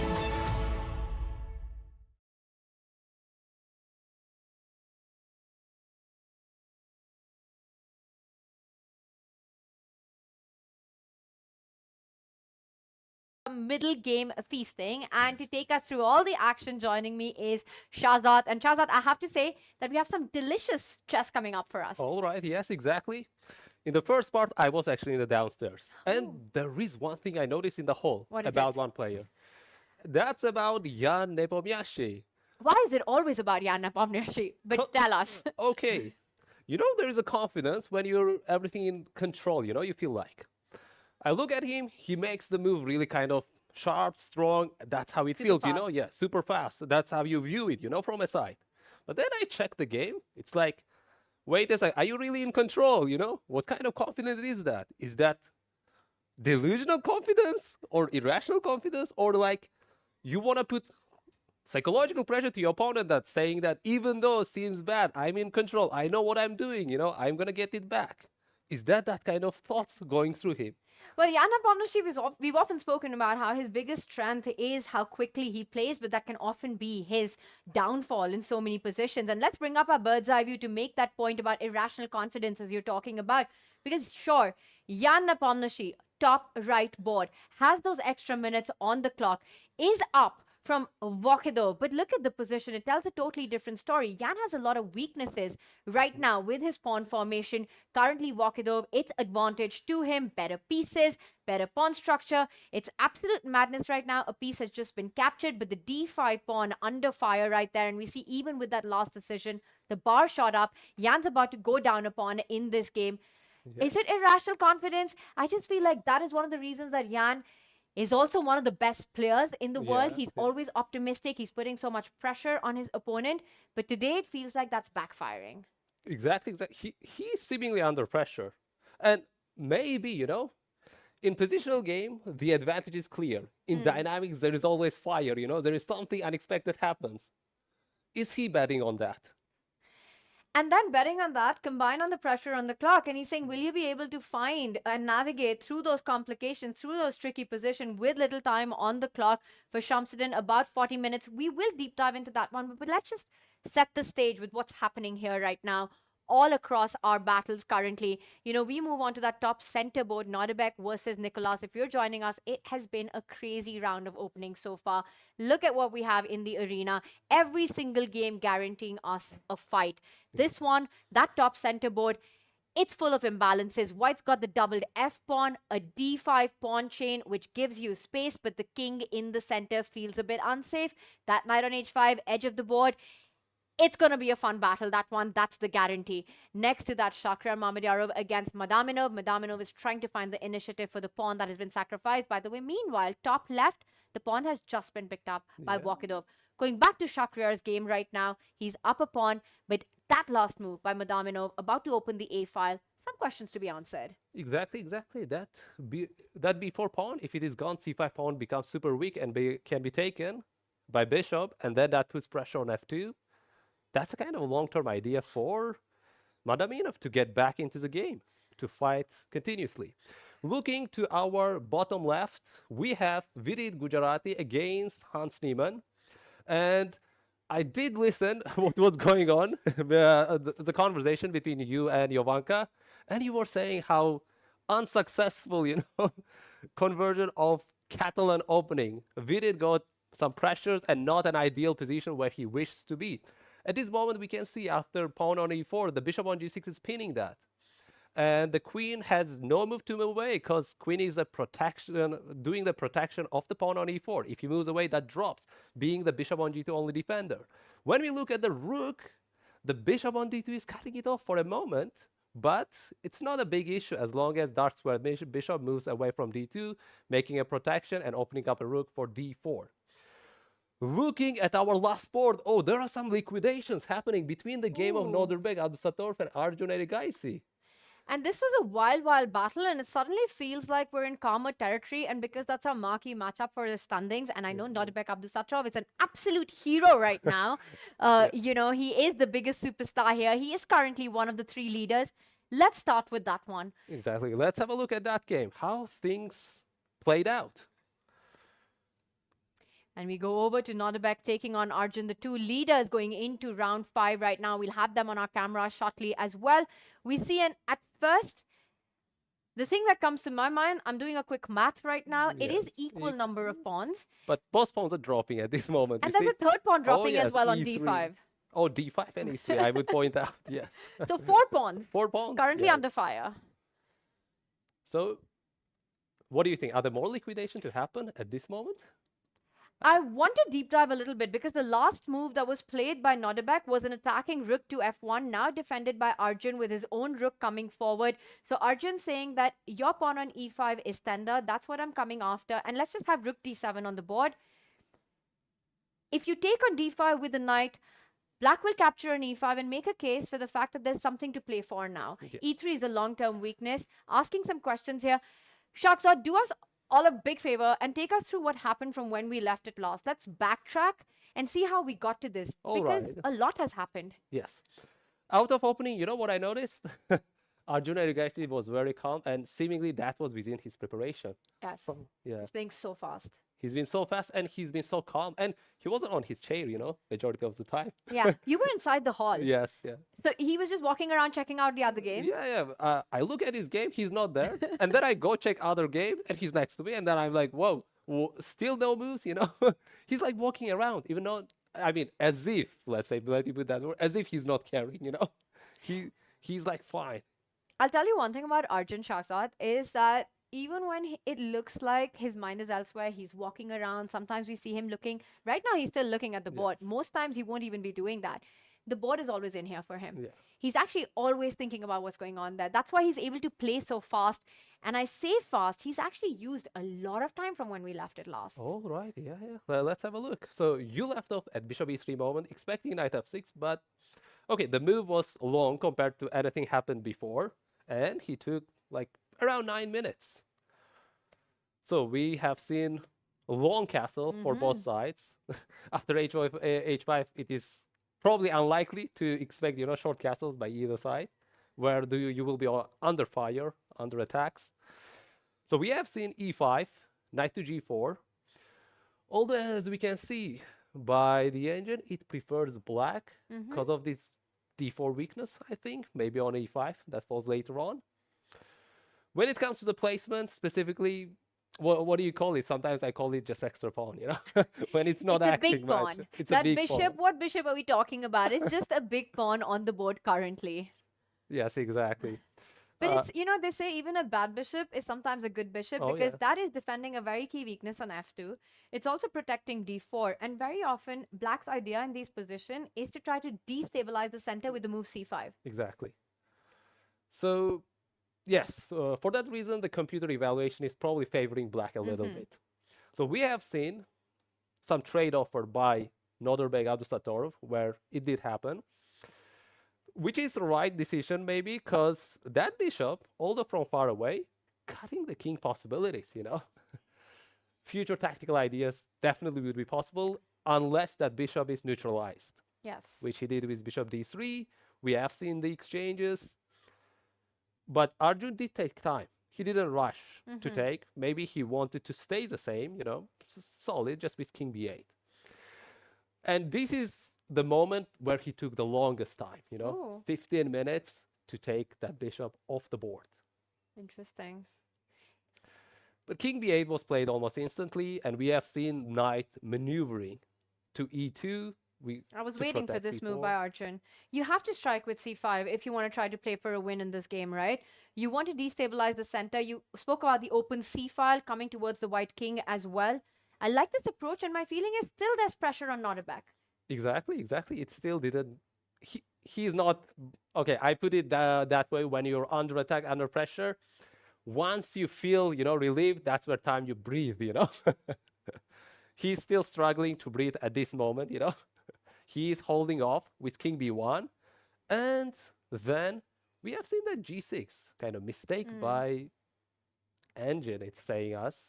But I see the point. There are probably some queen f5 ideas to hit that f7, where one of the rook has to move away, which means you cannot move with this rook because you're dropping the pawn on d5. If queen f5 happens, you cannot even protect with this, which means you're dropping this h5 pawn. This d4 pawn is sufficiently defended because there are already 4 defenders, while the attackers are only 3. So probably, in Arjun's thoughts, he had to neutralize that queen f5 and play pawn g6. To me, it looks very human move. Very human. And, of course, the momentum is also very important at this moment, because that's where liquidation began, after g6. We have seen exchange of the pawns, knight attacking, queen and a bishop at the same time, queen a5, it takes, offered to a queen trade. You have to take, you have no choice. Your queen is under attack, the bishop is under attack. So we have seen queen c3, knight takes c3, and knight takes e3, bishop and a knight is off the board, and a lot of liquidation, and we have come to this position. And so far, interestingly, the moves were played very, very fast. I would say within a minute for both sides. And we have seen b4, knight to a6. Oh, liquidation is continuing on.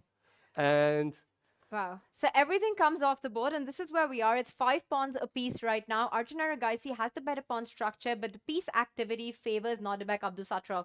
The rook on f1 targeting f7. The knight on d5 beautifully placed. Watch out for some back rank ideas as well. Let's just back up one move. This last move was incredibly important, I think. oh yeah, If you fall back with the knight to c3, rook takes pawn will come in with a tempo. Knight takes pawn to follow up as well. So e4, it consolidates the knight, and is also saying that if now you take rook takes pawn, white is in time to pick up the f7 pawn and sure, take my pawn on b4, Shahzad. I'd love to see that being played out, because suddenly we see the bar shoot all the way up. The rook's about to shoot all the way up with a checkmate on the board. exactly. I mean, there is one more move you can survive, but it is done. Yeah. So that's why it wouldn't be ideal for Arjun to go and take some more pawns. So to neutralize this knight, there is one extra idea. My my guess is saying that this is gonna go to the rook endgame, you know? The knight's gonna be off the board. Arjun can neutralize this knight in two ways. One is just knight c7, just offer to a trade, but you come to the rook f7 under check. So that's not good. So let me show it on the board. Very nice, very instructive. And suddenly white at least has an extra pawn. Even if it's in the balance, it's something to play for, right? Something to play for. A very active rook, you can defend your pawn. So knight c7 doesn't feel like the more human approach here, even if the computer says that I remain in the balance. I mean, that's like more my personal thoughts, you know, rather than computers. Yeah. It's like saying that I am willing to give a pawn and suffer for the rest of the endgame because it's holding. But I know Arjun Aragaisi, he's always thinking about active plans here. Exactly. And when we speak of active plans, there are two ideas that come to my mind, and I want to check both. At first, I thought that black could play the move f5, and I want to see that. Wow. And I think the point here is that Nodebek will be able to take that pawn on f5. Push it, yes. I want to show this plan. You take my knight and look at this. You take the pawn on g6. It gets really fun. g7 coming in. Rook d8. You say, you know what? I've got everything under control. I'm going to defend that. Rook d8 here. g7 anyway. And rook to f8 is unstoppable. Exactly. That pawn is about to become a queen. You can do absolutely nothing about it. So f5 is a pretty dangerous battle to play, I think, in this position, even if it looks combative because of the idea of pawn takes pawn. My more human response, and something that I expect a player like Arjun to have on his radar every single day for breakfast, lunch, and dinner, is munch some pawns. Knight takes pawn, knight takes knight. I'm eyeing a pin on b5, a3, I go a5. It's on the board just as I speak. Arjun's mind, it's always on the counter offense.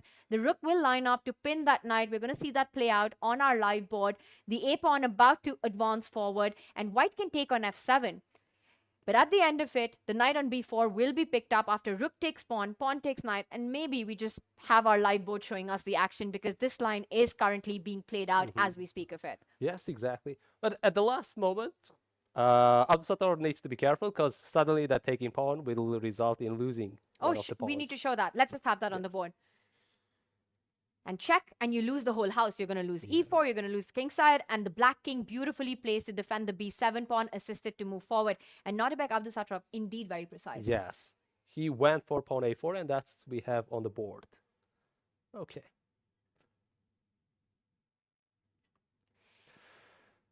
Arjun responds with planting the rook to the center of the board. So still, white has a little bit of work to do. It's material balanced. e4 is under attack. The first question has to be, does rook f4 keep everything defended? Rook f4 would be a little bit passive move. Yes, you will defend it, but you gotta stay it, you know? You gotta stay there for a long time, and which black means, king just moves up the board, starts targeting a4. Via b6, a5 ideas. Oh, king a7, king b6, king a5, king c7. You can go anyway, but I agree with you, Shakzad, that rook to f4 is a very passive move, a bit depressing to play. So how is Nodebek going to stay active here? I also want to ask you, did you follow what happened yesterday with Nodebek rage baiting Jan Nepomniachtchi at the end of the game there? Yes, I did watch that. And he played rook f4, by the way. Huh? Oh, he played rook f4? It's on the board. Wow. Okay, let's see. That rook f4 is on the board. So, I mean, it definitely holds for a while. I see what's Nodebek's opinion, what Nodebek's idea. You come here, I'm going to give you a check and pick up this. Anywhere on the 6th rank, that's how I'll activate the rook. What did you make of Nodebek's approach against Jan, where he was pretending to make a blunder, but then obviously he knew exactly what he was doing and then putting the piece on the right square? No, I definitely put it as a kind of rage baiting a little bit, you know? That was massive trolling. Yeah. But his face, you know, didn't seem to change anything. I mean, he looked sharp, you know, the moment he made it, you know, knight f6, he's like, hello there, you know. And for a moment, he caught Nepomniachtchi off the guard, you know. Yes. So for Nepo be like, I didn't see his face personally, but he probably would be, wait a sec, what's going on? And then knight g5, okay, we are back to the track, you know. It almost felt like Nodebek was doing this, and Nepomniachtchi was just actually leaned back and thinking about his missed opportunities. He sort of knew that this is just a bit of grandmaster fun going on. I'll say one thing, I kind of love it when it happens in chess. I feel that It's always dramatic, and having that small sense of humor there, it makes it more exciting. You know, Nordebek survived a very difficult game in that one. Jan Nepomniachtchi was winning for the most part of it, and that's obviously uh, a difficult bullet to bite for Jan, to not having to convert that. But at the end, a few smiles exchanged. The players sat down to analyze, so no bad blood there. But it was entertaining to watch, you know. And sometimes chess needs that extra entertainment. Yes, exactly. This reminds me of also Jan being like usually on the mainstream with his own actions. Do you remember the game between Jan and Dubov? Dubov. I don't think Dubov, anyone from the chess world's forgetting it, even though we try to block that out sometimes. But for me, that is a little bit different. I think I was quite disappointed to see that being played out. I think just at that stage, it felt like a bit of a mockery to me. Mockery. You know, to not have a game to draw like that. By the way, speaking of draws, handshakes, Oh, there yes. not much has happened. The players keep blitzing through all the trades that we just saw being played out. Beautiful defense there by Arjun, Yeah. sacrificing the knight at the right time, pinning it up, finding the path to clear equality, and with the black pieces, a confident hold. Yeah, that's what I say. Also, I have to point out, although, you know, we have seen Abdusattorov not even having any single psychologically, you know, defeating result or anything, he is quite struggling out of openings, but we can see his psychological or middle game preparation, calculation, which is holding the game and fighting it back. In the first round against Nodirbek Yakuboyev, he had the worst game. Even, yes, we analyzed with Yovi together whether kind of, is it holdable or not? But at the end, he managed it well. Yesterday, you were mentioning against Nepo. He held it well. And today, out of opening, yes, he fell into Arjun's opening, but still managed, you know, well. I think even he's happy with draw today. Normally, Abdusattorov is kind of satisfied with the result he got. I would agree with that, especially considering that Arjun has had quite a solid start in the tournament. You know, he's kept things under control when he's had those opportunities. He's made the most of it. He is one of the leaders. For Nordebek, it feels like with the white pieces, he might have wanted a little bit more, but nothing too out of hand. He still remains undefeated going into the round 6. He's had now 4 draws and a win, Arjun Aragaisi. So we'll see how this one continues. But let's go back to our bird's eye view. This is our first draw of UzChess of round 5 as we bring up our multi-board viewer there. And there we have it. Bottom right has already ended in a draw. 4 games remaining. Which one is the most feisty? I would say on the top part. Looks like it. Let's have a look against Nodirbek Yakuboyev against Nicholas Theodorou. Because in that game, another interesting thing happened, I would say, just from players' perspective. Because when knight c6... We'll bring that just up, but just to round up the things that we have in front of us, you know, we see that the bar does like the players with the white on our top right. That's Vokhidov's board and Shakrar Mamedyarov. Though it does feel like for Jan Nepomniachtchi on that top right board, though down a pawn, piece activity, somewhere maybe the worst is behind Jan. And Vokhidov needs to show incredible technique to win that one. Exactly. I'm also going to point out top right, the idea that you were mentioning has happened. Madaminov has given up the A pawn. Now the bishop ready, but you have to be just a little careful to B7 time. is dropping as well. B7's dropping, bishop E3 ideas as well. So you can't really immediately capture that C5 pawn. But I agree with you. Let's start with the board that you were talking about. Let's head over to the game that you had in mind. And it's extremely exciting between Yakuboyev and Nicholas Theodorou. I have to say one point. Yes. At the beginning, I'm not sure if you have seen Yakuboyev on camera or not. He was shaking too much. Really? He was on the head. He's But did you feel like that was around. nervous energy? Like, was he tense? He was tense, yes. He was tense. The moment he saw knight c6, he's like trying to remember everything. Because Nicholas Theodorou seemed calm, but Yakuboyev at that moment, he's like, man, I have to remember my preparation. What was it exactly on this? He was more like expecting pawn e5, I think. Yes. The most common line here. But after knight c6, yeah, turns out he did take 12 minutes to make that decision. So probably at that time, he's remembering. I would say he did prepare some time ago, probably, but it is not on his, front brain to get it immediately access to that memory. Yeah. So we have seen bishop g4, d5, played out. Okay, we have seen all those actions, and there was Rook G1, and that's where you left off, if I'm not mistaken. We were quite impressed with Rook to G1 Rook to because G1. Yakuboyev had to work that out on the board. You know, he had Yes. already burnt the clock. It was clear that he was out of prep. And as a player who brings on the first surprise of E4, you want to be dictating the game in the opening. But Nicolas quickly turned that around, right? And if we just follow through with everything that happened, after the rook came out, the bishop got out, we saw a check on the board, the bishop drops back, it's an exclam, and all this was played really quickly as well. Yeah. But Yakuboyev finding the right moves, but at the cost of the time. Yes, yes, at the cost of them. But from here, the game turned out to be, you know, quite liquidating. Every single piece just got out of the board, starting with the knights. The next is, okay, I'm about to say the bishops and queens are off the board, but they remained for a while. So there was knight h5, which is heading to knight to f4, obviously, after g6, because the g7 pawn is dropping. We have seen knight e2 and g6. Pretty much expected move. You need to have flexibility with your knight. Otherwise, it's a kind of defending. It's being liability. Yeah, the pawn is being liability.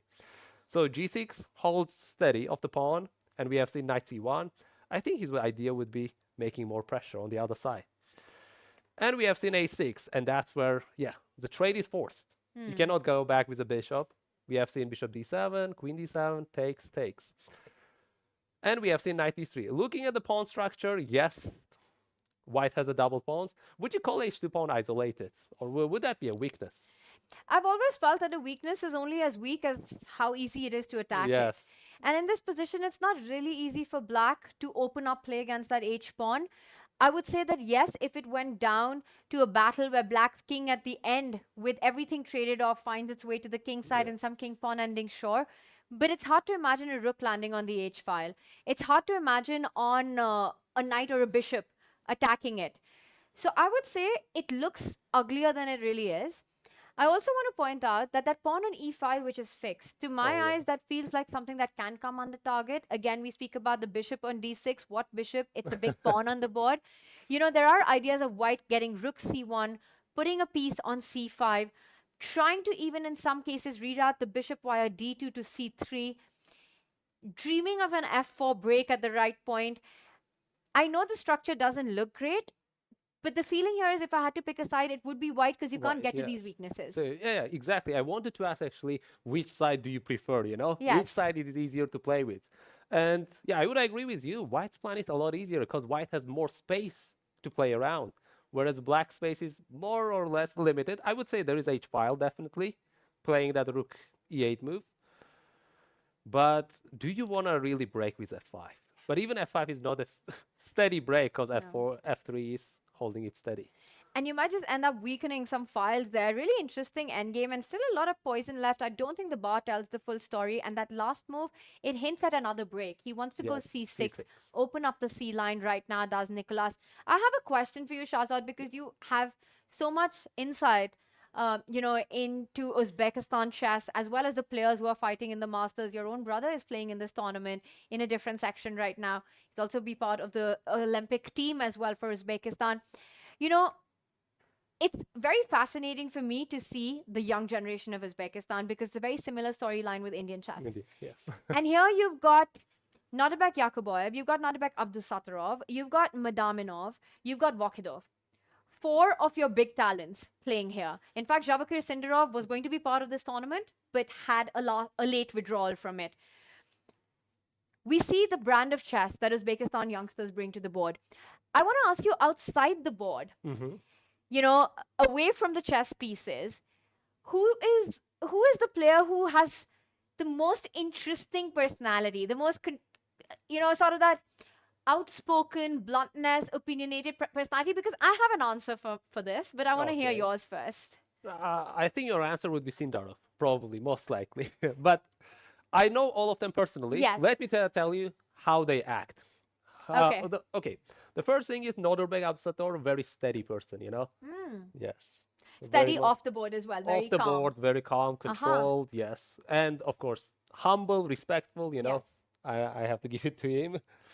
Then we have Sindarov. Sindaru is more open, I would say, you know. He's super friendly. He's super friendly. He loves to play Mafia as well. Exactly, exactly. He laughs around and also very humble, I would say. Yes. You know, also very humble. I feel like that's pretty much the storyline of all these young players, you know, in the chess world, whether it's from Uzbekistan or India. I mean, there's no question about it. They're off the board, just really Chill. kind people, Yes. really chill people, Yes. very down to earth with the success that they've Yes, had. yes. But you know, for me, I have always enjoyed watching Abdusattorov give interviews. I Oh, feel wow. like Wow. I remember actually interviewing him once and asking him, he was in India for Tata Steel Chess India. Mhm. And I was asking him, like, out of the field, who he would enjoy playing against the most. And he actually said, the Indian players, because I figured them out. Wow. And he said it very directly. And I feel like Interesting. he's made a lot of interesting remarks about his rivals, which keeps the drama going, keeps the rivalry going. And I really do like that. I like when players can bring out their personalities. And I think Nodibek Abdusattorov for me would be somebody who is really able to have an opinion and puts it across really well. Yeah. He's not camera shy. No, he's not camera shy. Yeah. Yeah, and He gets Vachier it. Lagrave is just Mr. Chill guy. He is so sweet, so much fun to interview, and he's always open with his thoughts. We had him at Norway Chess currently, and you know, whenever the games would get over at night, there were always game nights happening. He would always be a part of it, so it was really fun. Yeah, yeah. Okay, those are top two players, you know, in Uzbekistan. But we have seen right now Yakuboyev Norderbeck. Okay, he is the eldest among those four. Actually, I would put five, let's say, the main Uzbekistan team, because we don't have Vachier Lagrave today in the hall. But among those five, he's the oldest one. He's, I think, turning to 24 this year. One of the, again, steady and psychologically stable player, I would say. Because in the last UzChess Cup in 2025, he wasn't having very, you know, promising or bright tournament. He was at the bottom of the list, let's say on round 6 or around that. But he came back very good and steady and finished right in the middle with 4.5 points.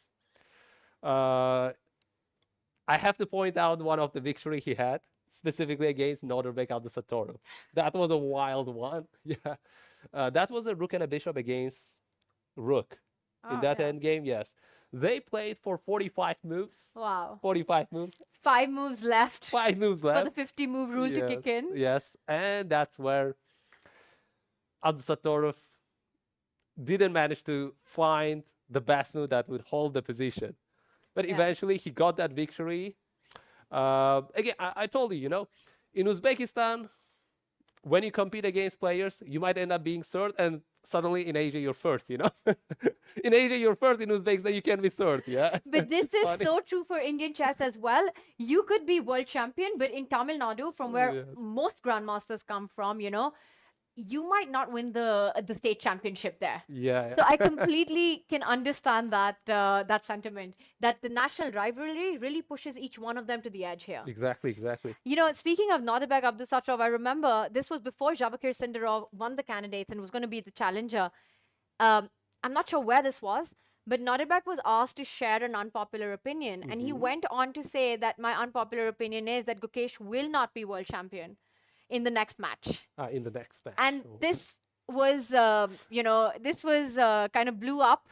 And there was a lot of controversy around it and a lot of people sharing their opinions. But it was, for me, like, that's what I mean, that it's fascinating to watch the younger generation not be afraid of sharing their opinion. Yeah, yeah. And there are a few of them who do it really well. And I've seen Nodibek do that very often. I see, I see. Yes. Yeah.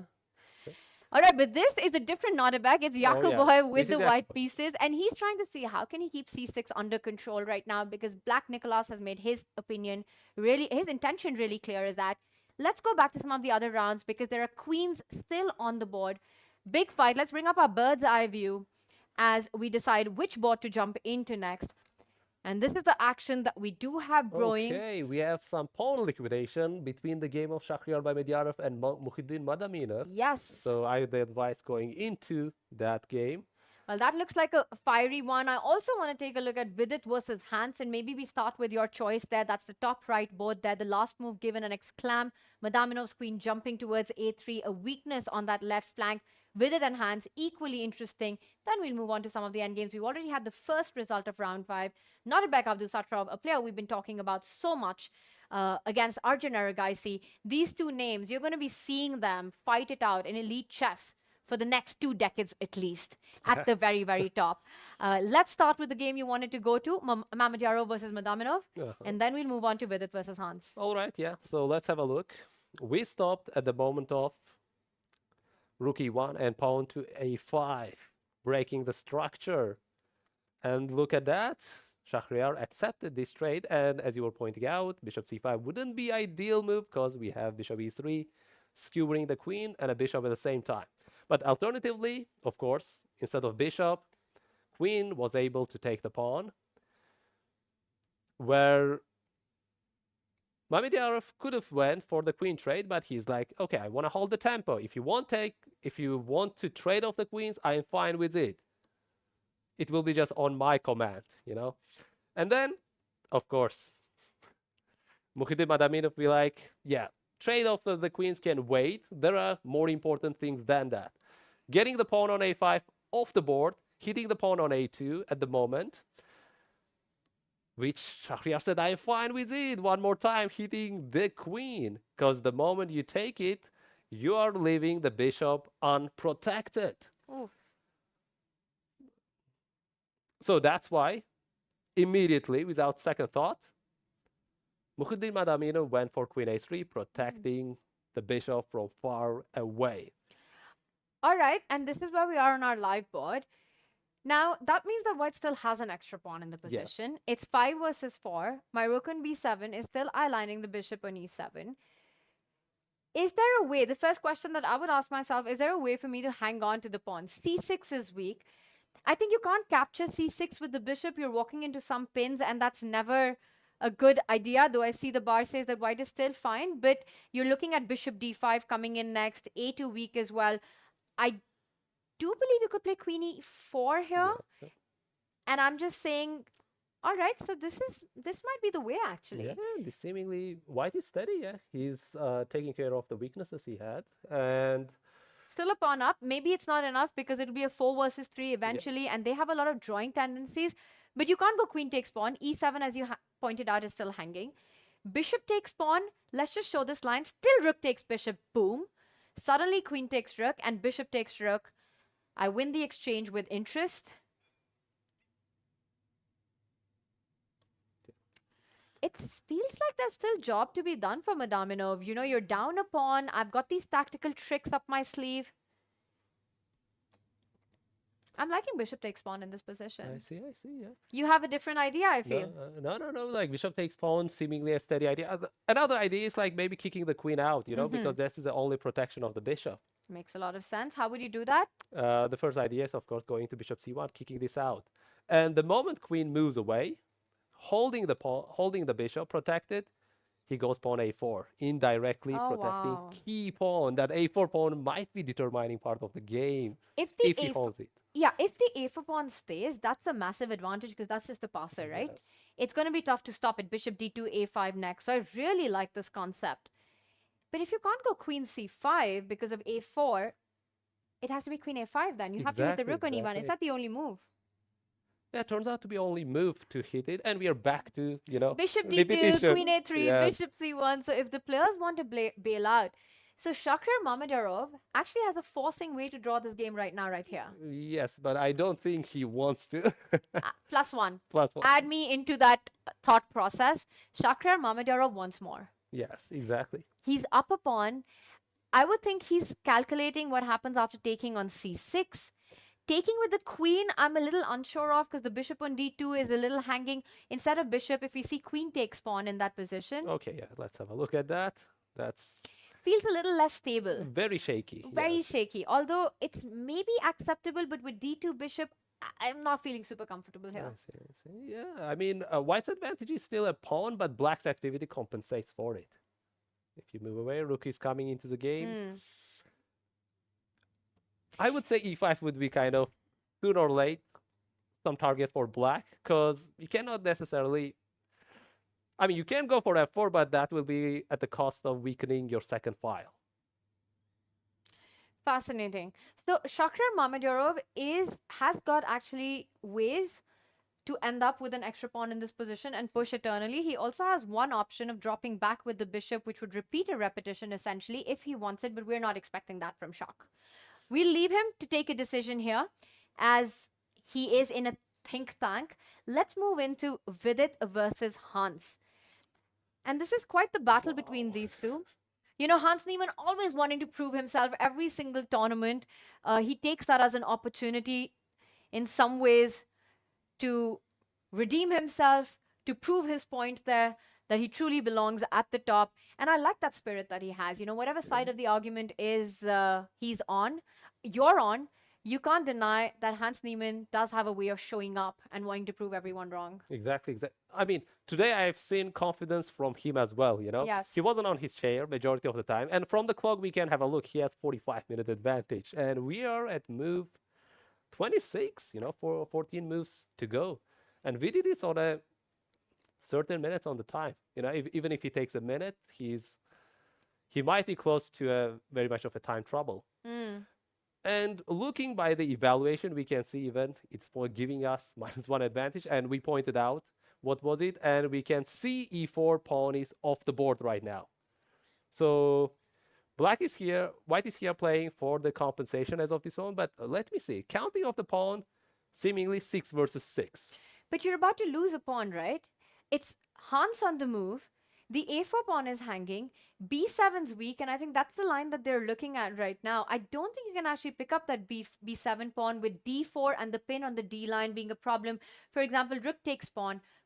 Taking on b7 just feels like it loses immediately and on the spot. Take that queen, take the pawn on d4. a3 on the lose here. The rook's doubled up and just feels incredibly strong for Black. So Hans Niemann potentially is about to go up a pawn. This is what Ivanka and I were discussing. For Vidit, the problem of the clock has been the defining tale of UzChess this year.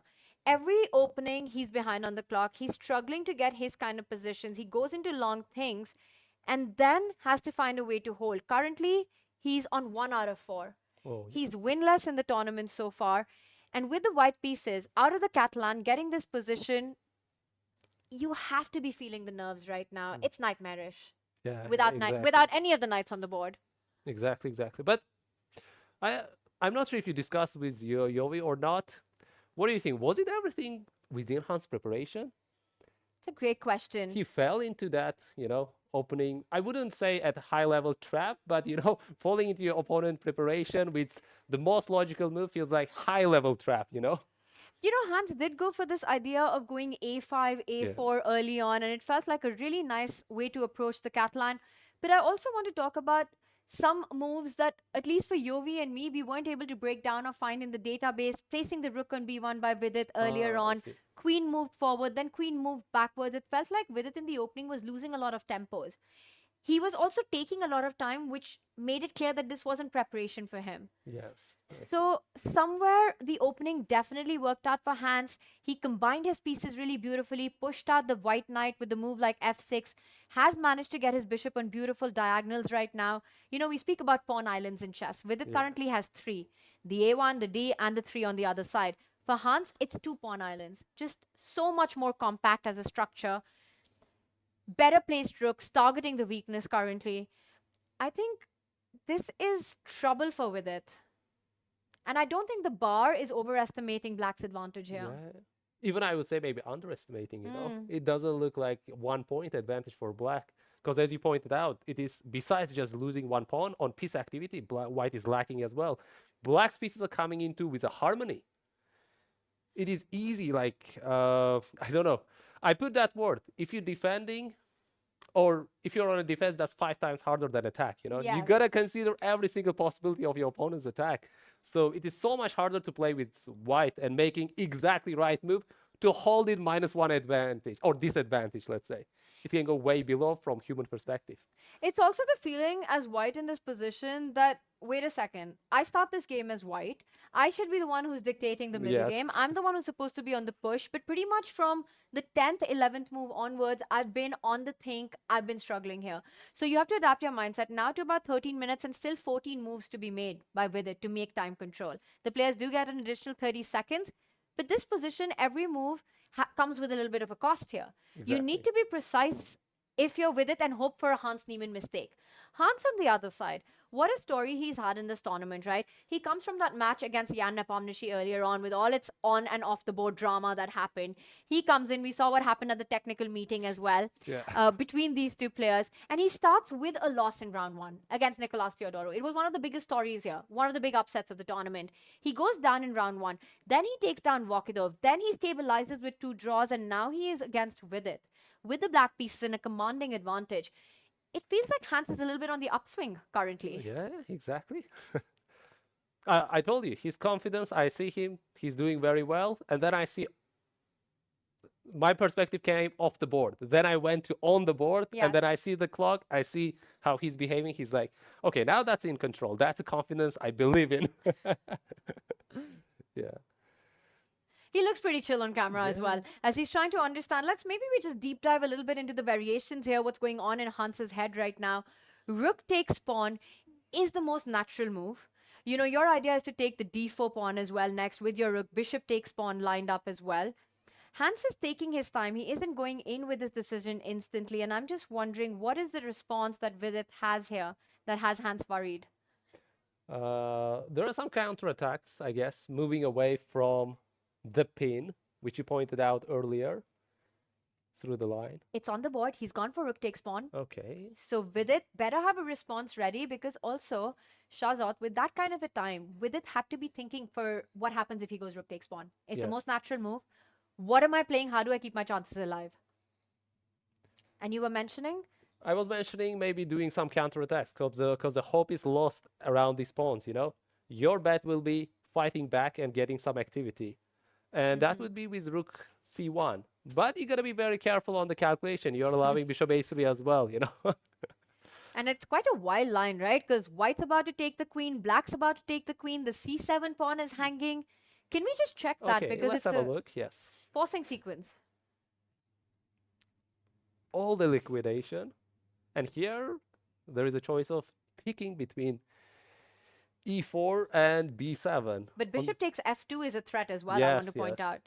Bishop takes f2 is a threat. So if bishop e4, bishop f2, king f2, rook, although which I would take the d2 bishop. Always take with the check. Yes. King is on time to protect the bishop. Yes.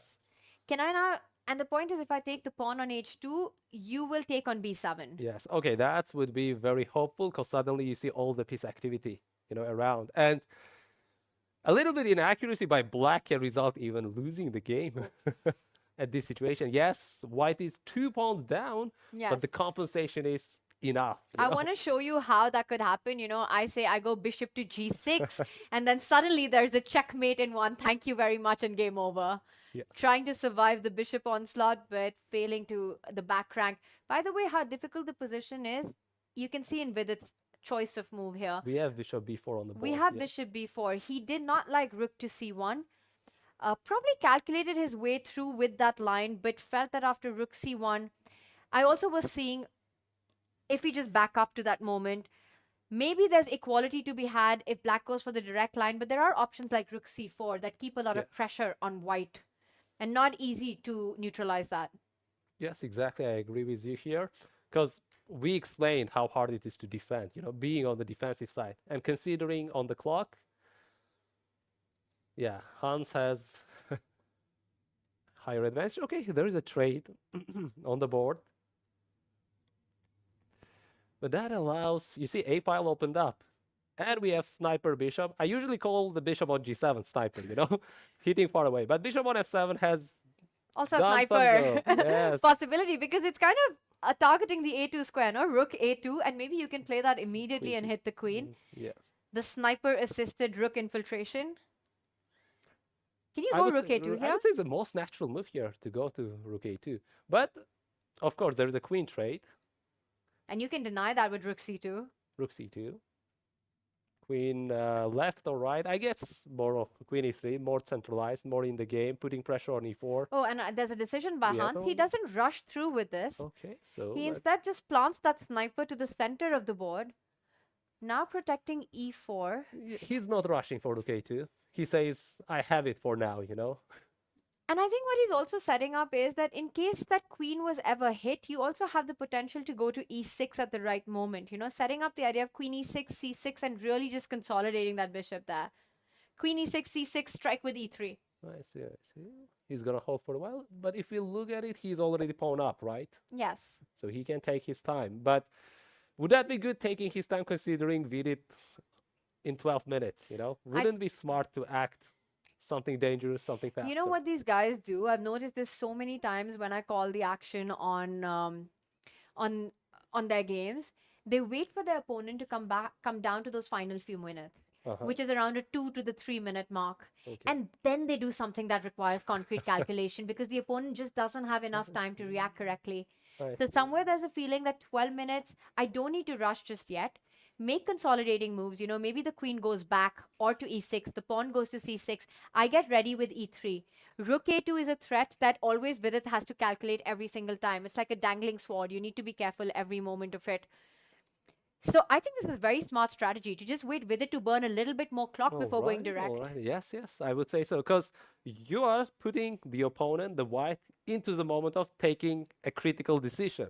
Because pieces are stable, now you want to move the rook away, which means with this rook is kind of doing a protection, this rook also doing the protection. Bishop on g2 seemingly on its ideal square, you don't want to place it h3, f1, h1, you know? You cannot make a move with those pieces. I think the most natural move for Vidit is going to be to hit that queen on c6. Yes. You want to go rook c1, you're extracting the pawn on c7, and then I'm looking at ideas of maybe combining a threat to that pawn on e4 with either the queen sliding over. Oh, yeah. The other idea that Hans has set up is not only c6 and trying to get e3, but also the f pawn moving forward. You can always go f5 and defend that pawn. All right. Or are you intending to push as well? Oh, wait. But what about queen c2 here? Because I'm hitting c7 and e4. Is that an option for white? Yeah, that seemingly is the right option, yes. To go after this. I just wanted to point out it earlier because he is falling under the double attack at once. Exactly. I do see that b4 is hanging as well.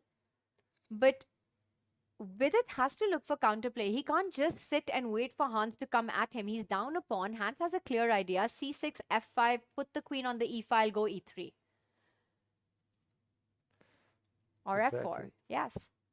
b4 is hanging. b4 is hanging, but the most likely response would be protecting e4 because e4 is a dangerous pawn. You want to have it all the time. I agree. And after trading off the queens, as you were pointing out, b4 is falling, and I'd say d4 remains weakness. Just getting the bishop back to c6 would result in dropping the pawn, so he will be up 2 pawns, and the rook is, I wouldn't say in the cage, but almost in. Yeah. So not helping out in the defense. And suddenly bishop d5 makes a lot of sense. And I think Hans has this on his radar that in some of these endgames, you have this resource that you're pointing out of basically the mouse trap, right? You invite the white rook in, you give the little cheese there, and then shut the door on it with bishop c6. All right, we'll come back to see if Hans Niemann is able to convert this advantage against Vidit Gujrati and move up the leaderboard. But let's go to the player who is a leader going into round 4.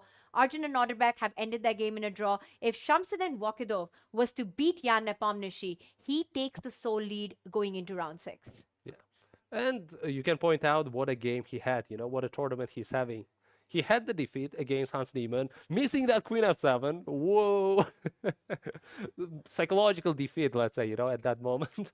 But coming back in the next round, he got the victory against Nicholas Theodorou yesterday. Yes, and before that, Madaminov. He took down the tournament leader, Madaminov. So 2 back-to-back wins for Vokhidov. So he's in a row. So if he gets a third one, like 3 victories. He started with, what, half a point, then 0. So he was like bottom half of the bottom half in the standings, and suddenly he's like gonna be the sole leader if he takes off. So Vokhidov stocks are on the rise currently. That's all green in the market right now. But what about the position that we've got? I do see that there have been some trades since we left it last, and maybe we'll backtrack. But currently, Vokhidov still holds on to that extra pawn. Yes, he does have an extra pawn, but as we can see, Jan is fighting for the compensation. His rooks are very solid and hitting that c2 pawn. Which can be picked up. Should we just quickly backtrack, do an action replay, and then see why rook takes pawn is a problem? Okay, so first of all, let's go to where we left off. At this moment, where d5 was weak, you set up any minor pieces on d4. And okay, the game continued with queen d2, rook a d1, hitting the d5 pawn. I'd say d5 pawn sooner or later was lost.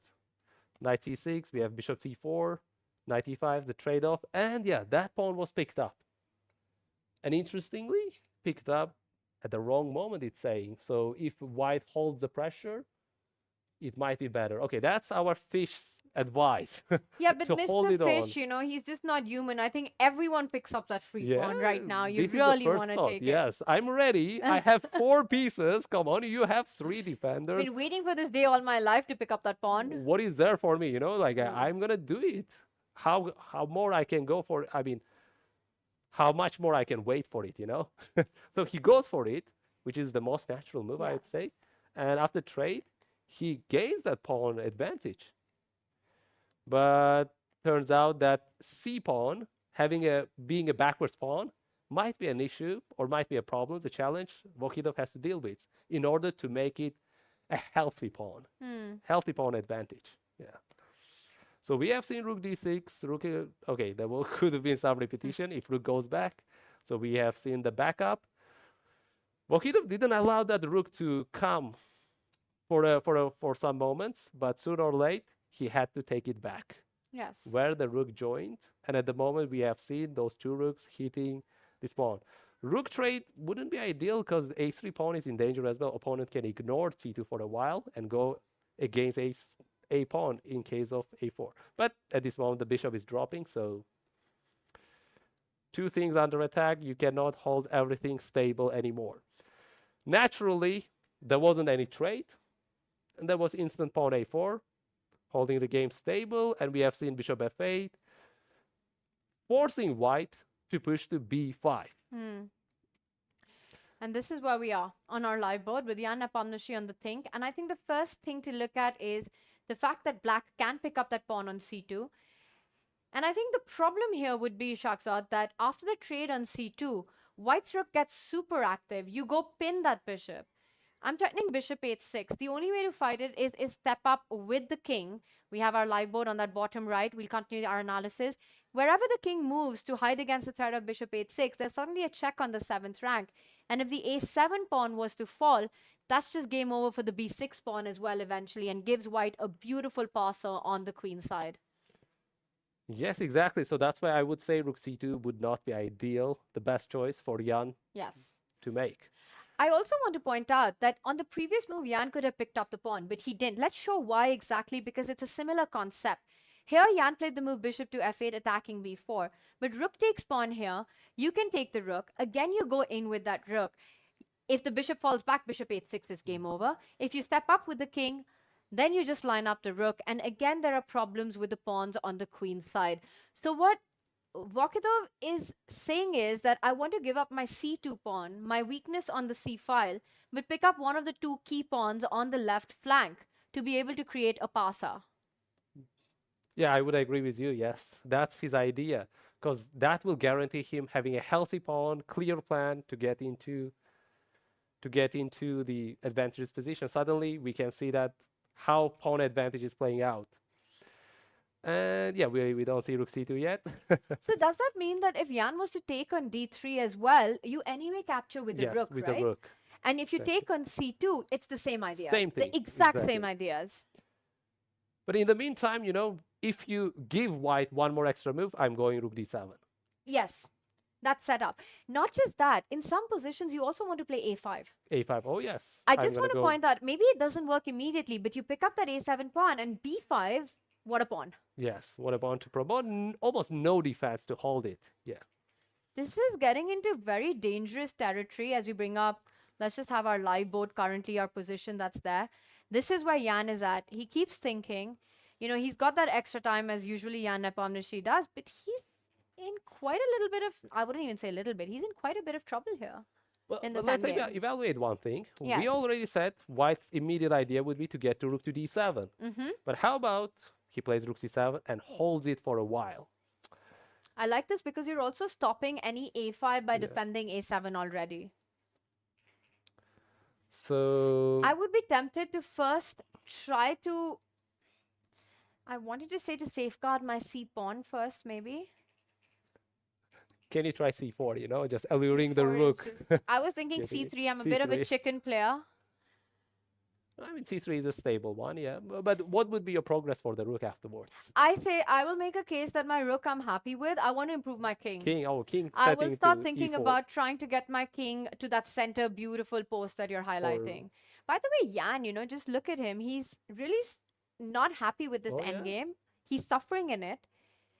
He's got the piece twirling going on.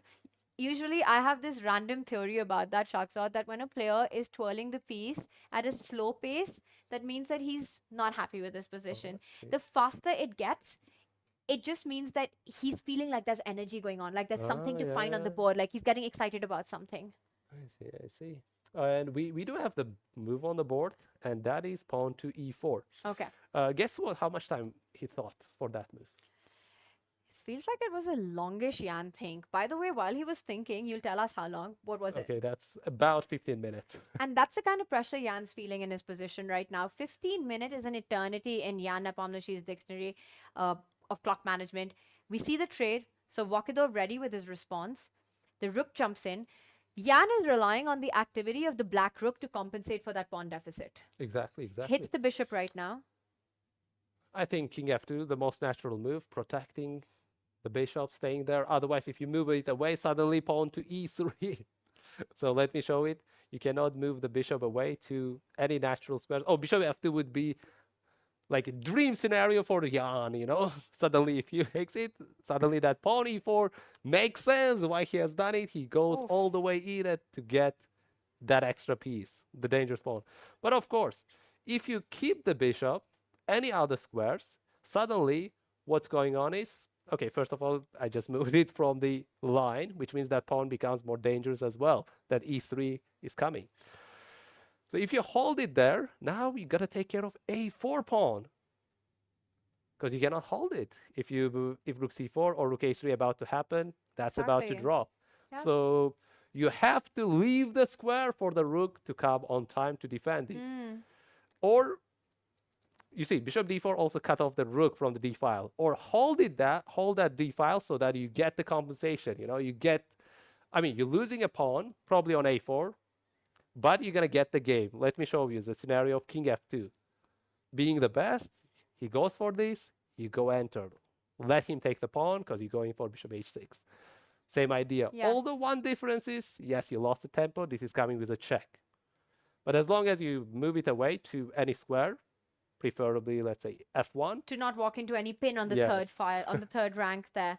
It's very similar to the ideas that we saw earlier, Yes. right? Black king moves up, you give a check, you pick up a7. If not, bishop to h6 is coming Exactly. in. So And this king- is trouble. uh, But I will point out on our live board, sorry, you were going to say about this position, Shakzad? Yes, one thing is, I mentioned king f1 because you go into the light squares as well to avoid any dark square checks in Very between. important. Very nice point there. By the way, I do see on the camera that Vokhidov is getting ready to make his decision. King to f2 feels also like the most human move Yeah. here. You know, you always want to play with your king in the endgame, get it towards the center of the board. Something Vokhidov just didn't like right now.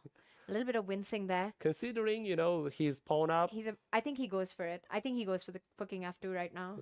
he's not afraid of rook e3 or any tactics, No. He's not. Because you're pawn up, any king Exactly. pawn ending, you're absolutely crushing it. And it's on the board. Vokhidov playing for the win against Yan Nepomniachtchi, which will put him into pole position going into round 6. Let's back up from this game. Let's bring up our all bird eye view, our all board view right now, and take stock of the situation. There is a lot of action happening. We see the bars up and down there. One game has already finished. Arjun Aragaisi, Nodebek Abdusattorov, a big fight, but ending peacefully. That's the bottom right board there. On our top row, it's only Vokhidov with an advantage against Yan Nepomniachtchi. The other two positions, it says it's in the balance, but Shakhriyar Mamedyarov still has that extra pawn. So not completely equal, but dynamic balance there with the piece activity for Madaminov. Bottom left, Vidit Gujarati in big trouble. Hans Niemann looking to score his next win today against his Indian rival. We will come back with all the action on the other side of this break. Yavanka will be back on the action call with us. Don't go anywhere.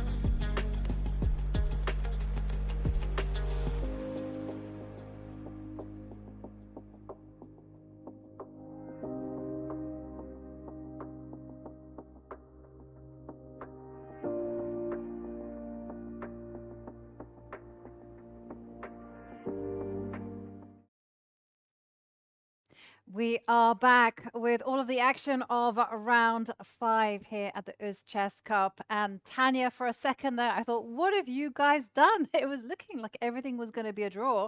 But you're forgiven now, because now I'm seeing the evaluation bars, the positions on our multi-board viewer, and I can see we're headed to some decisive results. You know, Yovi, you were with us and it was all Yes. fire all across our boards. And then suddenly our marquee matchup, it was a sizzler that totally became a fizzler, went into a draw between Nordebek, Abdusattorov and Arjun. But the actions really caught on, because potentially we're going to have one player on pole position. And I think we bring up our multi-board viewer right now, and you know exactly the game I'm speaking of. Exactly, and it is the game there in the top left between Shamsuddin Vokhidov against Jan Nepomniachtchi. Remember, Shamsuddin Vokhidov has already won 2 games in a row, and it looks like he's well on his way to a hat trick.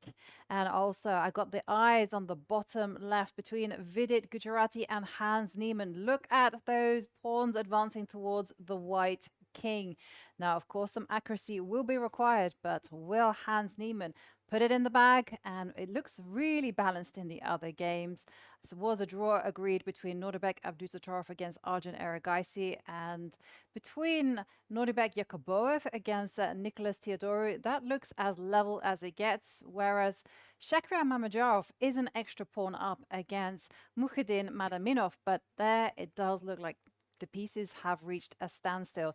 And taking that break did allow me to just catch up on what is going on in the challenges and the rivals. And I just wanted to point out that in the rivals, sorry, not in the, did I say rivals? Did I say It's rivals? all rivalry, though. I keep Yovi, saying fully rivals. get it. The futures, Begmuratov he's just 16 years old. He has Wow. gone and raced into the lead with 4.5 points out of 5. Would you say he's becoming one of the big rivals? He's becoming one of the big rivals. I don't know why I got that in my head, the rivals, but okay, it's a great Quite TV fitting as a series. 16-year-old leading the futures there, the future of Uzbeki chess. But right now, what is going to be the future of Jan Nepomniachtchi is the big question. Top left board. Let's head over into that. This is a big one for Vokhidov and Yavanka. How trivial is this endgame? It is still materially balanced. Yes, you see the white rook. It's about to snap up that pawn on a7, which cannot be defended. You're about to go up a pawn, but black's rook also active. The bar is through the stratosphere right now. But is it overestimating the position, or is this just completely a busted position for Jan? Well, it's never over until it's over in rook and pawn endgames. You know, there is that famous saying, all rook and pawn endgames are drawn, but he is fighting an uphill battle. So the first move to think about is either you want to be going rook to e1 to try to get that e-pawn a little bit closer to destination, but the white king is very good at fending that threat off, or you want to go rook to c3 and somehow get some extra material for your woes. But unfortunately, the a-pawn is hanging, so I don't really see too much, Tanya. And the problem is that if the a7 pawn falls, you are going to end up losing your b pawn as well. Yes. We're looking at a potential 2 free passers on the left flank as Jan makes his decision. He's trying to cut off the white king and putting all his eggs in one basket, and that basket is the e4 pawn, saying that I'm going to go back with my rook to f6 in certain cases, hold on to b6, and start pushing down my pawn on the board. But Yavanka, rook takes pawn has to be the move that one looks at, because suddenly It's on the it's board. on the board. It's Rook on the takes board. pawn played. You're eyeing the b6 weakness. It's 3 versus 1 on the queen side. 2 passers are absolutely decisive. How is Jan saving this, or attempting a Exactly. save? And one of the things I also wanted to point out is that you don't have to be really sophisticated with winning the b-pawn.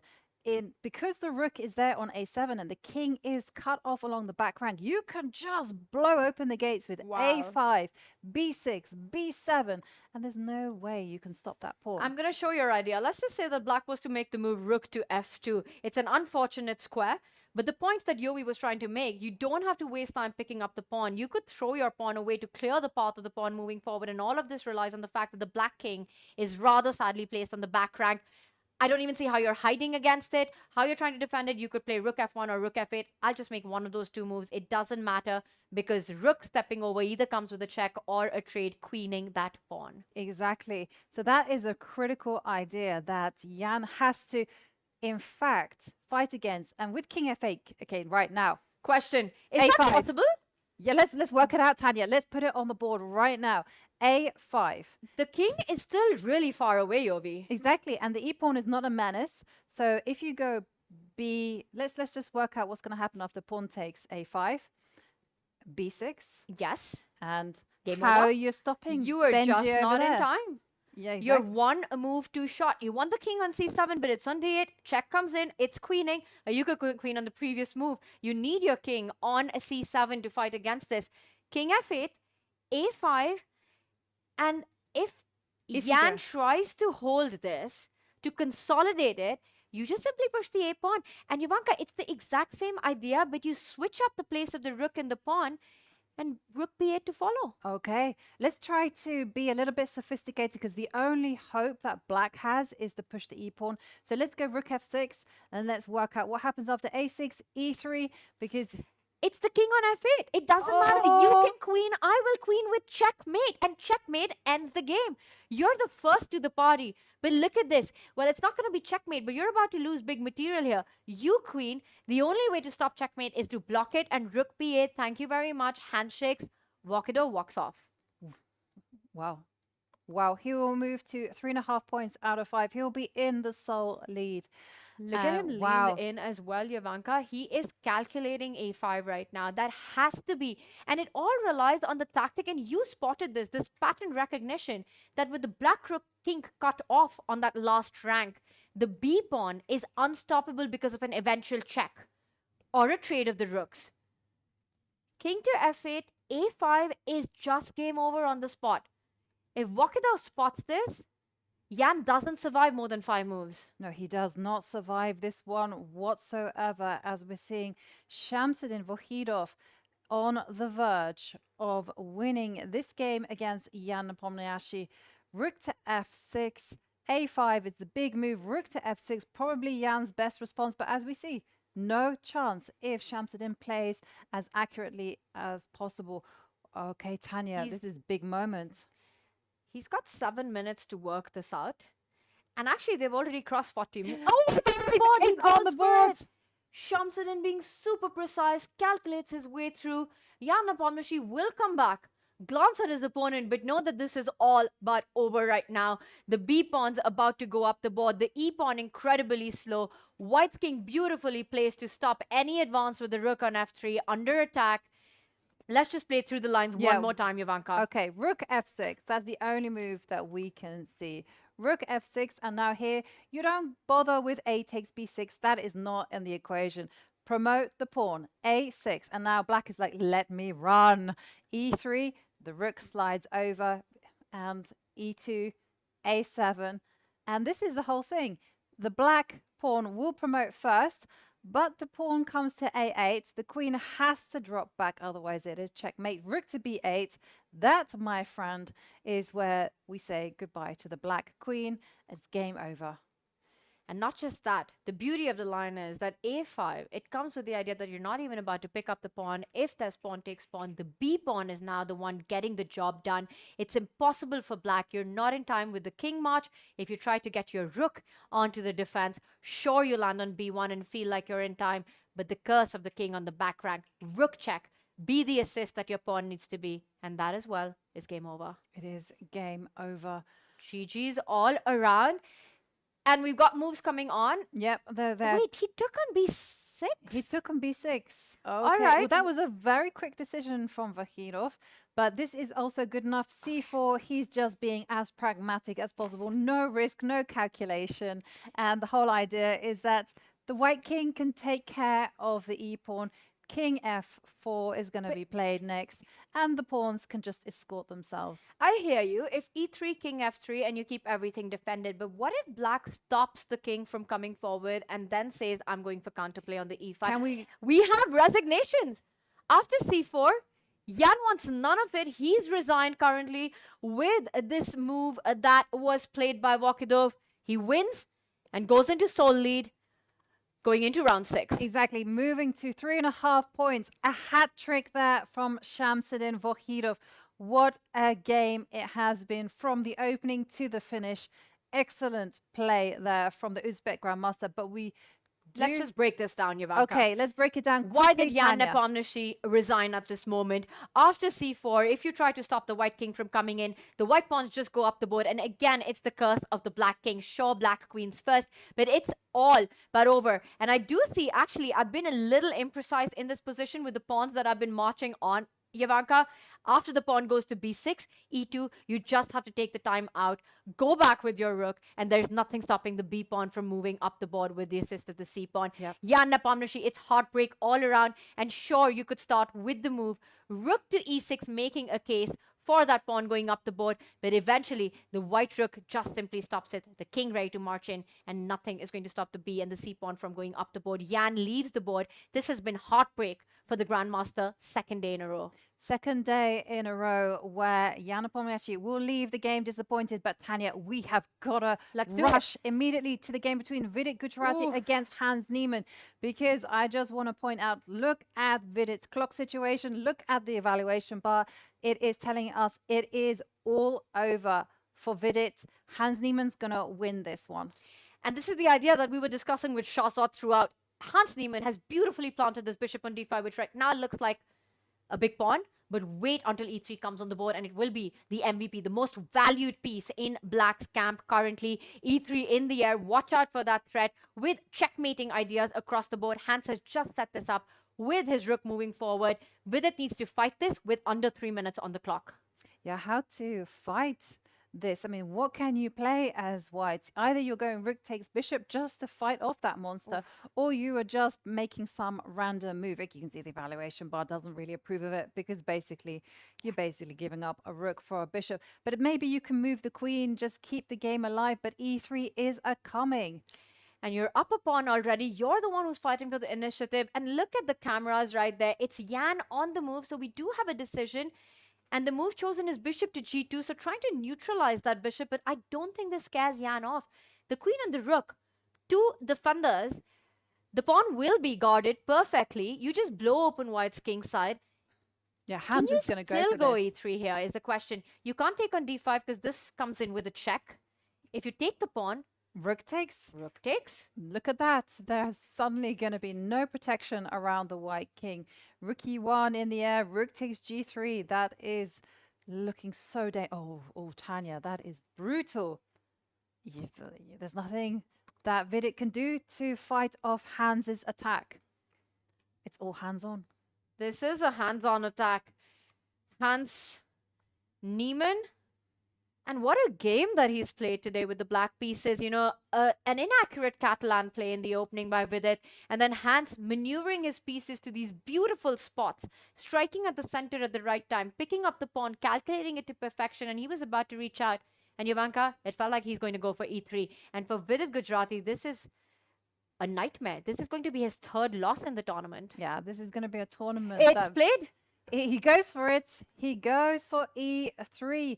And now Vidit very much on the back foot. He lashes out, picks up the f-pawn there. We can see it on our screens. f4 being played. That's the only chance in order to lock up the position, because the attack on the g-pawn was just deadly. And now Hans, he has all the time in the world, though. Just goes bishop to c4. And now here, I think Vidit has to really just give up the rook. That bishop on c4, way too good. Give up the rook and then just hope for the best. Not the best plan, Tanya. When you have I love that you have absolutely no regard for Vidit's rook. Every move you're like, I want that bishop. I don't want it to stay alive. Too good, Tanya. It's not just the bishop, it's the pawn as well, right? You move E2 the is queen away, coming. e2 is coming. And then it's too late to give up that rook. My rook is what with it, but he's reaching out for the queen. I think he's just saying, if I give up the exchange, Jovanka, it's lost anyway. You're just delaying the loss. Because you don't have counterplay, you still have the weaknesses, and the e3 pawn lives on. Vidit looked like he was about to reach for the queen.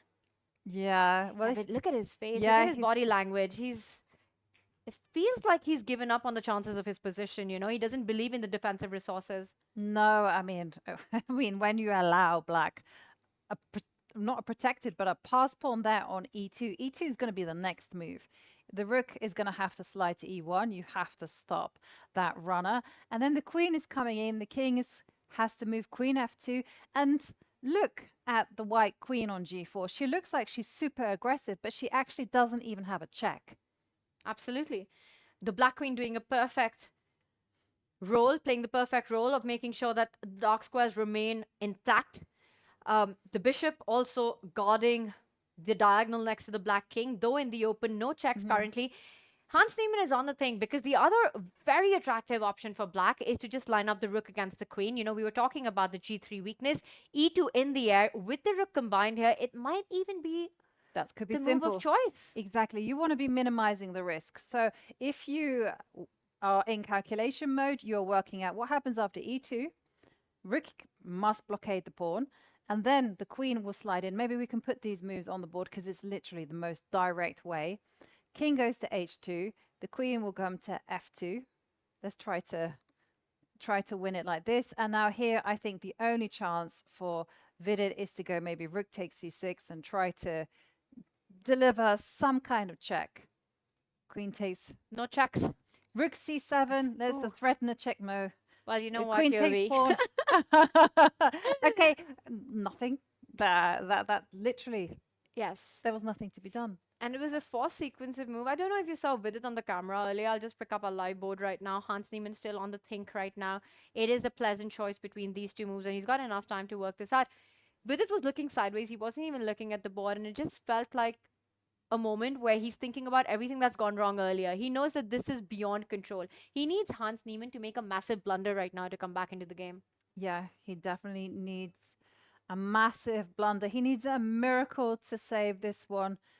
Yeah, I mean, sometimes it is absolutely necessary to pray to the chess gods and hope for some kind of salvation, but it's not coming here. Hans is too good. He will find a way to make this clinical. It's just now about whether he decides to go for e2. That does require some calculation because the king there on h8 could be a bit vulnerable, or he could go for Tanya's approach, which is just to go e2, rook to g8, pounce on that g3 pawn, and that is going to be over. And then Hans Niemann really gets in the race, right? He really gets in the mix if he's able to get this win with the black pieces. Jovanka, where we're seeing him climb up to 3 points. He will have his chances, starting with a loss at this tournament, and then his second win against Vidit in this one after taking down Vokhidov in round 2. Hans Niemann, he's the picture of calmness, currently working it out. What's the fastest and the simplest route to victory? And for sure, Vidit is hoping for a save. He's hoping for a draw. But we have had a draw between Yakubov and Theodoru. That game, as expected, was very much a balanced endgame. Nothing much happened there.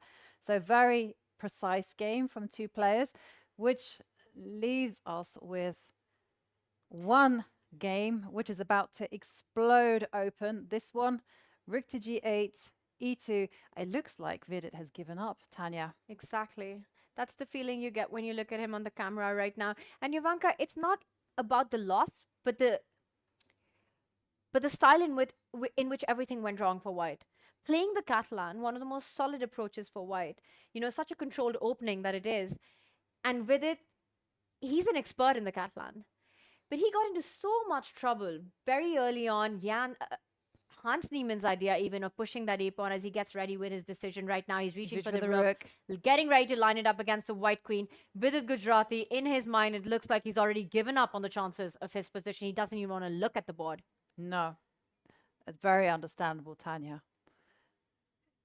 Oh, he goes for E2. Wow, it almost felt like he was hovering his hand next to the rook. Well, for Vidit, the decision is simple and the only one. Needs to stop the pawn from promoting. Do you think Hans goes for that direct line, check, and in?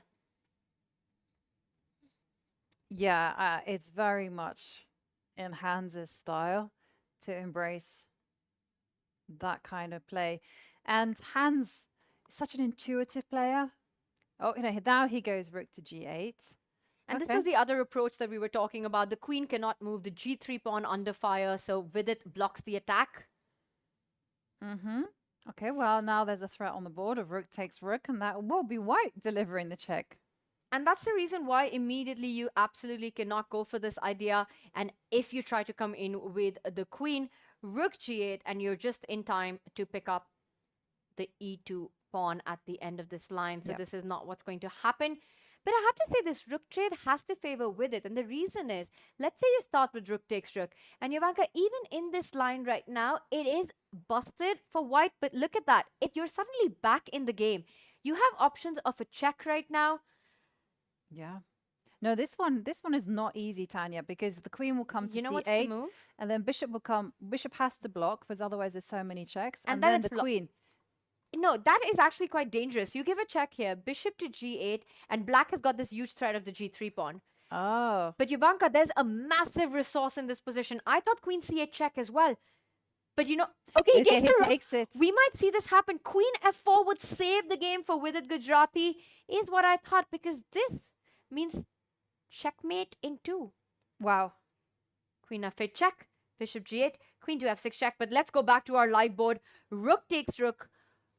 Pawn takes rook is what Vidit plays, or he resigns. Why is he thinking right now? Is he thinking about trying to trade the queens? But that's just completely No, lost that's in the just endgame. accepting the inevitable, because there you just take on g3 and the b pawn is going to start moving. So what is Vidit thinking? Okay, so he might as well prolong the game. F takes g5, and now what is the killing move for Hans? We saw that queen e3 is possible. It works. It works. works. But you need to be a little precise. The only thing that Vidit is counting on is counterplay on the dark square diagonal against the black king with ideas like queen f4. Queen e3 check still wins the game, but after king h2, the queen falls to f2, and you have to accept the queen trade and just say that the endgame is winning. Okay. Let's just have that line on the board now that we have our analysis board. Queen to f2.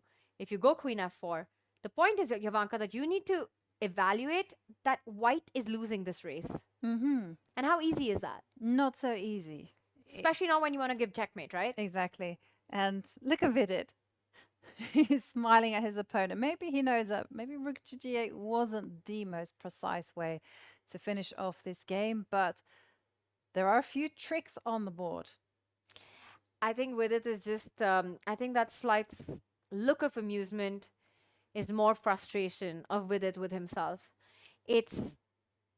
There's no happiness to be found in this game for white or in the position that he has.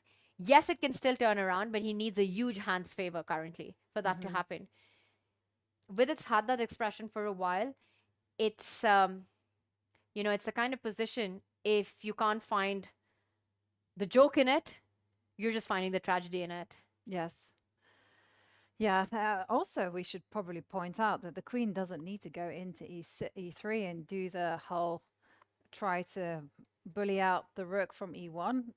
Can you keep the winning advantage by just simply moving the rook, or is that maybe a step in the wrong direction? The thing is, when you play such direct chess, to resign yourself to a slow move is hard on the mind, right? For Hans, everything he's played, bishop hitting the rook, queen, pawn moving forward, rook attacking the queen, the trade on g5, he wants to play with momentum. And the human brain is such that it wants to keep that going. Yeah, it is true. Once you've started the plan of going forward, you want to continue. So for Hans, he is thinking about whether to play queen to e3. That is good enough. He can also consider slow moves, but will that be in the same style that he is growing used to playing?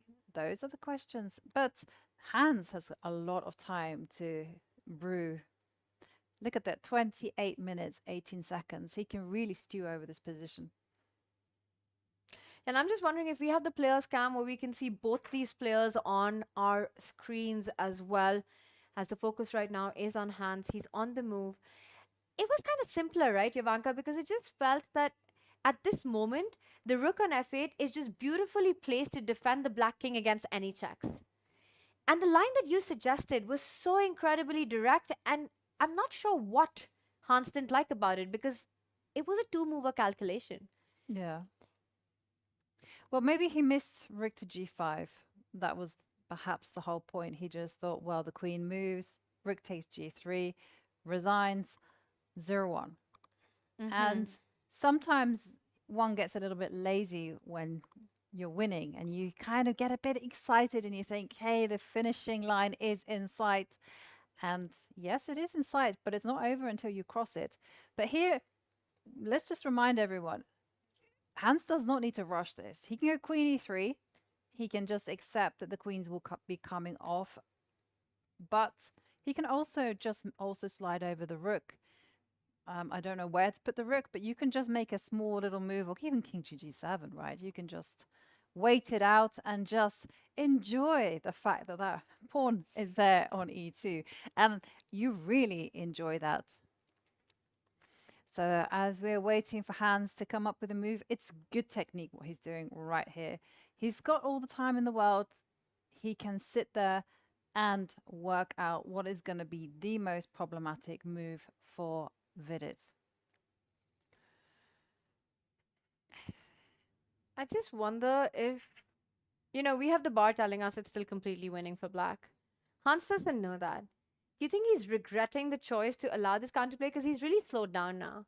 He's gone into a think, and the point is that now you're looking at a king that doesn't have safety on the back rank. There are checks to be played here, checks on the diagonals as well. The more Hans thinks, I get the feeling he's not feeling as confident as he was a couple of moves ago. Tanya, I hate to interrupt this. Do it. What is it? But big news in the game between Vachier-Lagrave and Mukhidin. So we're going to leave Hans thinking on this one. Let's do it. And let's do it because look at what has happened here. Look at the evaluation bar. Look at where the white queen. Whoa. Where's she going? She's got no squares.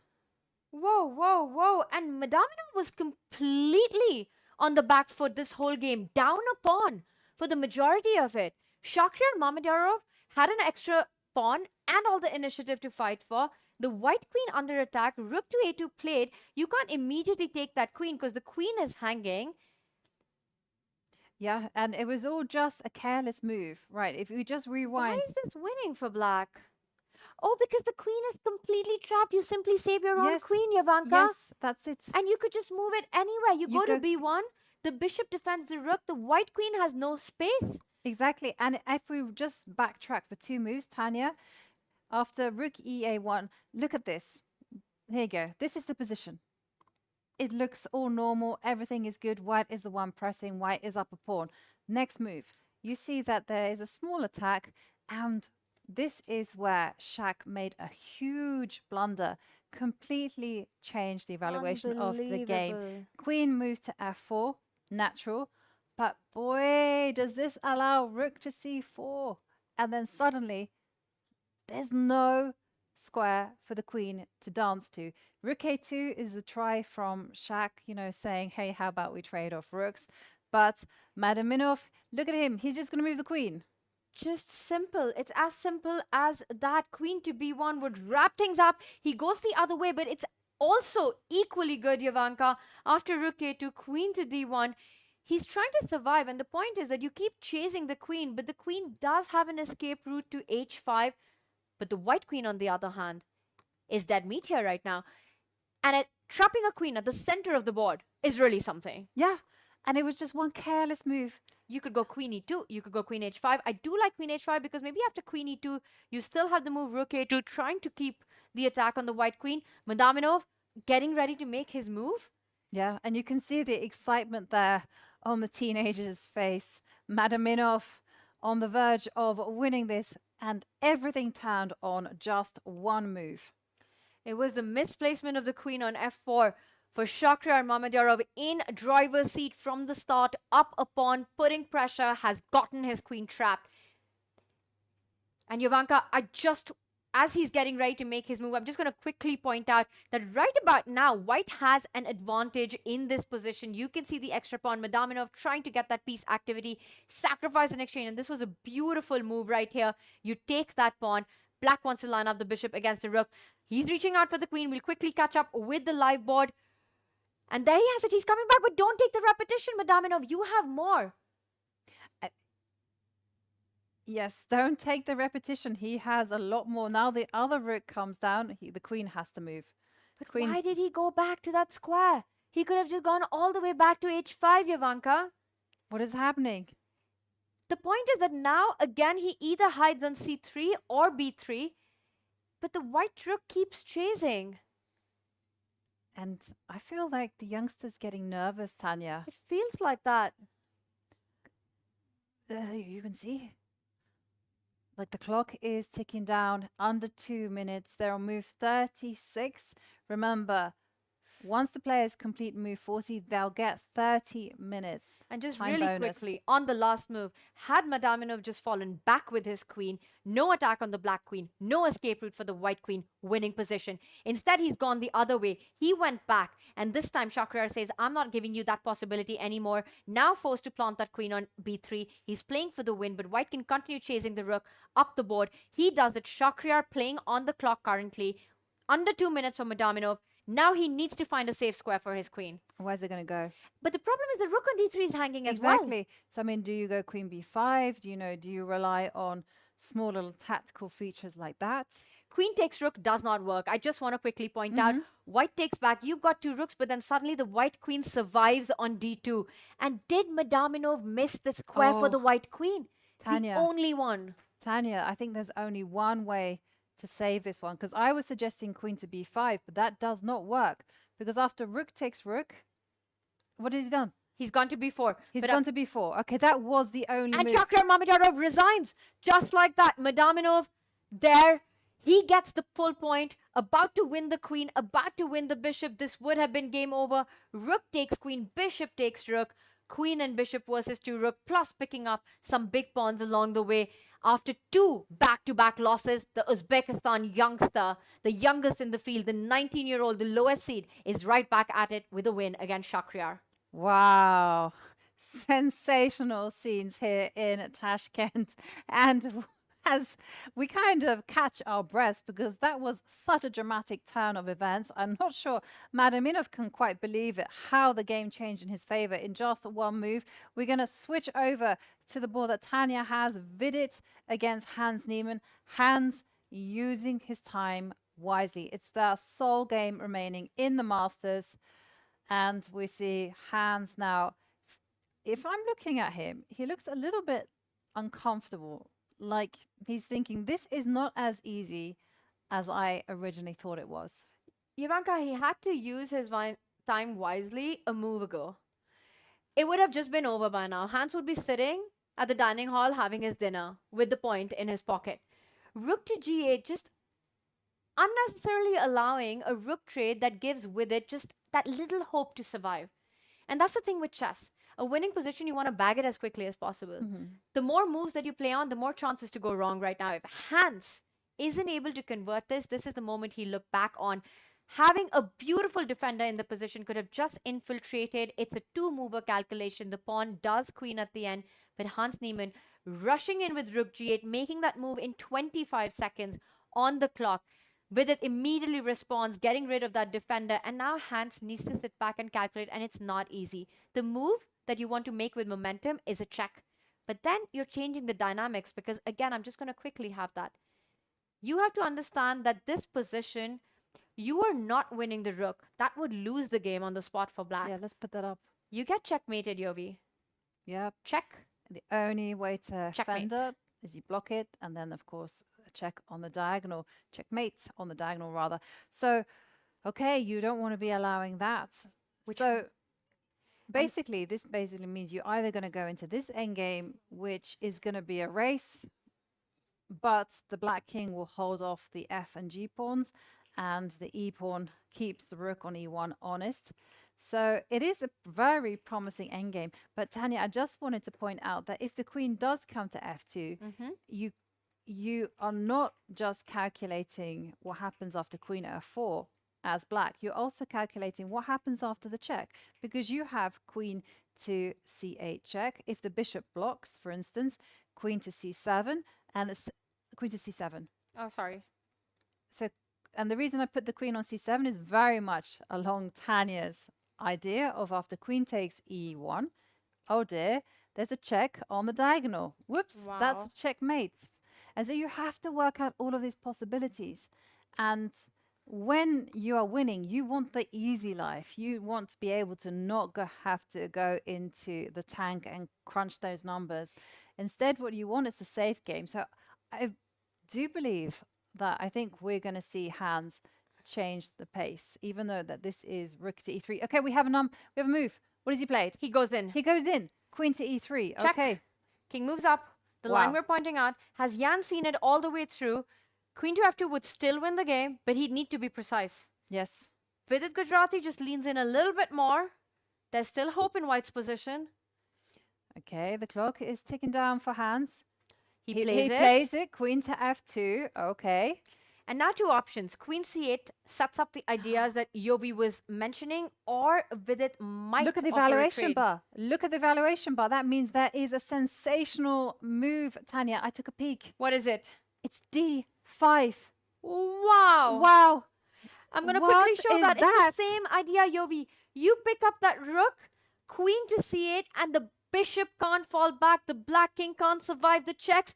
If d5 happens, the game completely changes. It's a blunder by Hans Niemann. Oh my God. Vidit Gujarati will be right back in it if he finds d5. And the whole point of d5 is that if you take with the bishop, there is rook takes e2, and suddenly game change. Game changer. It's so much attack on the black king right now. d5 essentially stops the black bishop from coming back. Block that path. And if after d5 you go pawn takes pawn, that doesn't help either, because again, check, check, check, check, check. The black king cannot hide. Okay. The bishop and the rook offside, there's nothing blocking it. It all comes down to that black rook that Hans Niemann just traded off. I think he realizes it. But d5 is the only way for Vidit Gujarati to stay in the game. That's the only move. Everything else loses. Exactly. And look at Vidit. He is in focus mode now. He has to spot d5, and d5 is such an unusual thing in this type of position because you are working out the checks. You are working out all of those immediate moves with threats. Things like g6, Come on with not it. d5. But the question is, can he find the genius? d5, open up the diagonal. D5. Is he looking that direction, Tanya?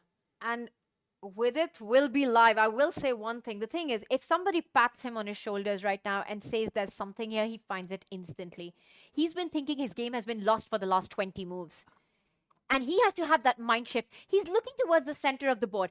Process of elimination with Okay. it. Queen f4, long-term loss. Queen c8, you calculate this line through. Let's blow up the camera. Let's get full screen on Vidit. I want to see which direction he is looking at. Is he looking at the center? Come on with it. Come on, Vidit. You have to One play d5. chance. One chance only. Here you go. And as the clock ticks down, 1 minute 44 seconds for Vidit. And this is that golden hope. Everything else is busted. Queen f4, we see that the queens will get traded off and Hans is going to be winning in the endgame. Queen comes to c8, delivers a check while the bishop will block, and then you just cover the e5 square. Here, This is it. It's one shot. watch the clock. One opportunity to seize everything you've ever wanted with it, Gujarati, in this game. d5, the only way to survive. He's calculating. You know, the thing is, his eyes are at the center of the board, but the question is, inside his mind, has he given up already? Or does he believe that he can hope to save this? Okay, You under need a that minute. hope. It's under a minute, and the players are over the 40 move mark, so he will get that extra 30 minutes. It hasn't yet been added, Yovi. Okay, so But that's the thing is, it's Vidit has to fight his mind. If he feels that this is just lost, he never finds it. d5 is such an unusual pattern here. Block the bishop before going direct with any checks. yeah. Come on with it. Come I on. believe in him. I think he spots this, Yovanka. I think Vidit Gujarati saves this. Well, this is the big question. He's got to capture it. He's He got- can't let it slip. Yep. He has to play d5. And as the I'm timer going full ticks down- Eminem mode here right now. Filling with it to seize that one shot, one opportunity. Well, it is just one shot, one opportunity for Vidit. Well, you can ignore the clock because the clock is ticking down to those extra 30 minutes and they're on move 46. So Vidit has plenty of time and he has a smile on his And face. that's the smile that I'm finding very scary, because it's a smile of a man who feels that there's nothing to save in this position. It's not that intense look. It's not the death stare. And that is concerning for me. Vidit, He doesn't you know. have a chance here. He doesn't spot it, Tanya. It's the feeling I get as well, Yavanka. And yeah, you see him smiling because you're thinking, ah, well, this is another game that's not working for me. And if But Vidit plays anything apart from d5, you will see that bar shoot all the way down, claiming a Hans Niemann victory here. But d5 and Vidit will be right back in it. yeah, well, the tension is rising both in the playing hall and in the studio as we wait for Vidit to make his move. Will he find d5? That is the big question. Tanya, maybe we can just dive into the analysis one more time. Why is d5 so good? I just want to point out another thing that Vidit could potentially be considering is the pawn move to g6, which also looks very attractive. You know, you've got all these ideas, and I don't think it's possible for black to pick up the queen in those lines. And that might be... And look at his eyes, Yavanka. It does feel it's towards the king side as well. You want to check out d5, let's do it. We've seen the problem with the move queen giving a check is that the bishop just blocks it and the black king is super safe. Problems on g3, problems on e1. I'm just going to quickly show that. You had this idea of queen c7 threatening checkmate in one. Black stops it, and now the problem child of the e2 pawn moving ahead, the rook hanging, the game collapses. You have to make sure that you're able to disconnect the black bishop from the king. Queen to f4 feels like you're surviving, but just a little longer. The result doesn't change. After the endgame, Hans Niemann will take the point with the b pawn moving ahead once the rook gets out of the way. Yeah. If Vidit has to throw a spanner in the works, it has to be between these two moves. g6 isn't strong enough. d5 keeps the game in the balance. And the whole point is, you take the rook, suddenly queen check. With no bishop coming back to the defense of the black king, there are checks all across. Notice how the bishop, rook, queen, pawn, you're up an entire rook. You're about to make a different queen. You're going to have your second queen on the board. But nothing is saving that black king. Vidit's about to make his move. And Yavanka, I think it's g6. I don't think he was reaching out for that d5 pawn. I also agree with you. It didn't look like his eyes were headed in that direction. If divine inspiration needs to strike, it needs to do so now for Vidit. He has to find the only move, d5. g6 is insufficient. Any other move is not going to cut the mustard. Only d5 will save the game for him. He's spotted that queen c8 and queen f4 is game over. Yeah. That Vidit has calculated is what I would bet my money on. I hope I don't lose all my money. Come on with it. It's between g6 and d5 in his mind, if I had to be a bit of a mind reader right now. The problem is that after d5, I think the difficult spot here is just that this move exists.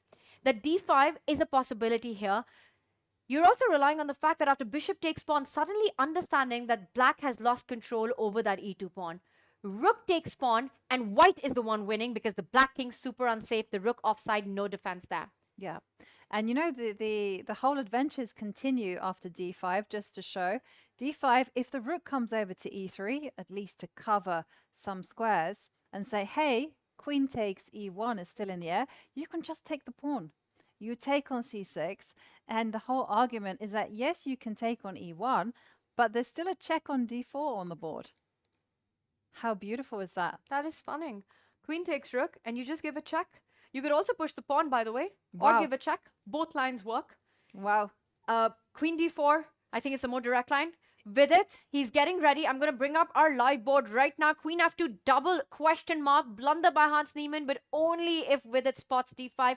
g6 does not make the cut. Hans Niemann will need to be precise. Your move, rook e3. I've got my engine on right now. It's the way to go. But for Vidit, d5 is what he needs to find. Yavanka, does he do it? Yes or no? I want to say yes, but in my heart, I'm saying no.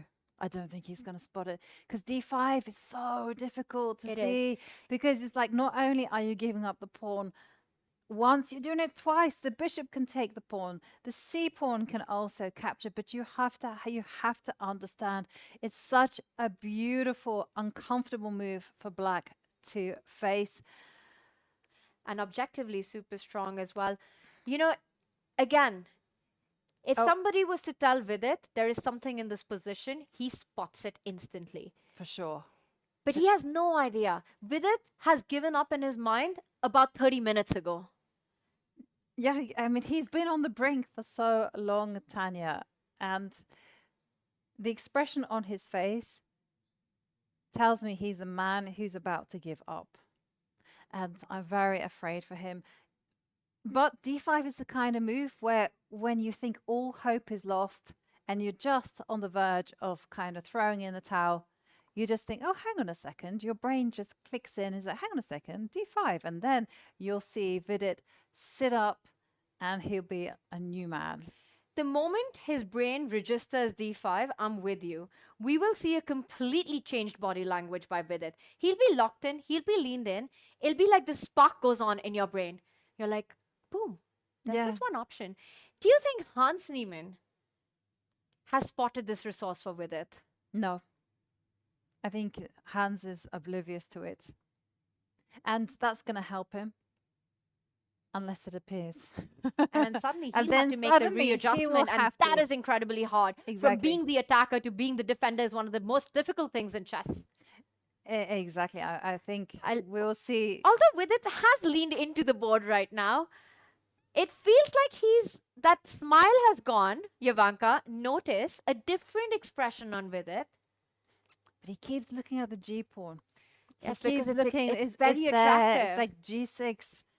Should I quickly show the Yes, G6 variation? exactly. For Vidit, what he's calculating is pawn push. You can't take the rook anymore because, again, you could just slide up with your queen, I'm guessing. The checks continue. And the queen check again. The king isn't hiding. No. You take on G6, bishop E4 check. You go on H6, queen takes pawn. The king isn't hiding anywhere. And notice how G6 stops. Again, the whole concept of not allowing a bishop block. Yes. The only move after G6 that Vidit is looking at, rook to E3, huge advantage. Pawn takes pawn I thought wasn't possible, but apparently it still retains some advantage, but at least is scary. Again, queen takes rook. All of black's pieces too far from blocking the checks. There are checks along laterally, and white saves the game. Jovanka, G6 is the more human move to find, is the argument I'm making right now. But G6, we know, does not work because of the very cool rook to E3. But the very sophisticated as well. I will not say that this is the easiest find. And the difference here is that once you start checking, notice how now the E4 square is guarded. The rook takes away some squares as well. And And now the you point can is, take her. because there's no bishop E4, king is pinned, queen takes pawn in the air, queen takes rook in the air, and after the queen slides up, once that pawn is out of the way, your bishop just goes back and you're saving everything. No checks on the board. Yep. Sure, you can give one more check, but look at this, Jovanka. That's it. It's all about blocking the checks with your bishop, surviving it, keeping pressure on G3, keeping pressure on E1. Vidit Gujarati has been thinking for a while. The smile is off his face. It's calculation beast mode on. Only one move to survive. Yes. But Tanya, my fears are I don't think he has spotted D5. I'm looking at Vidit and I'm thinking that is not a man who's seen that he can save the game. That's a man who's just working. Oh, everything is not working for me. What can I do?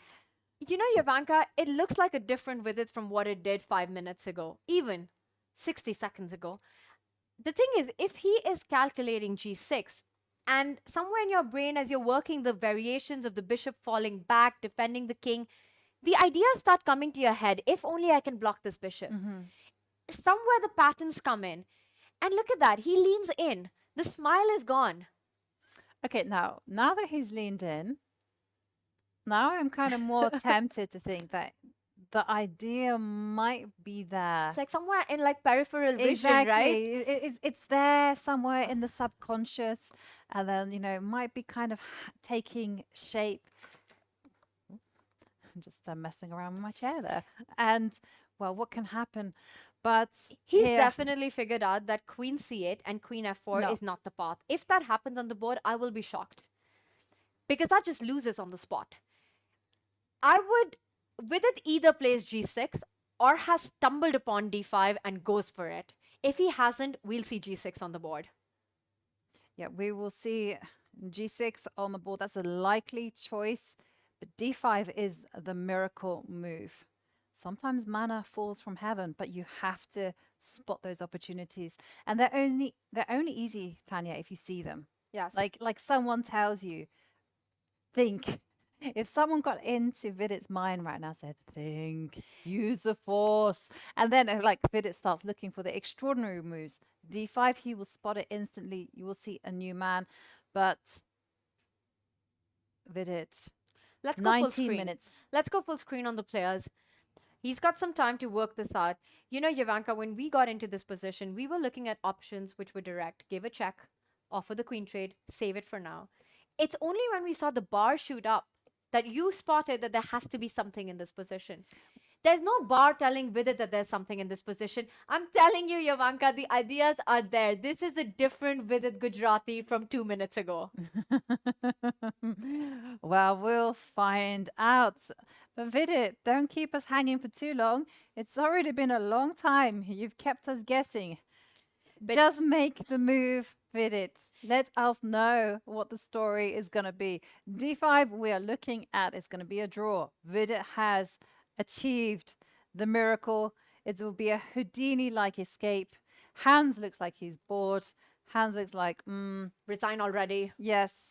Well, he looks like he's a man who's got everything figured out. He's confident. He plays it. I don't think he spotted d5. Vidit plays d5.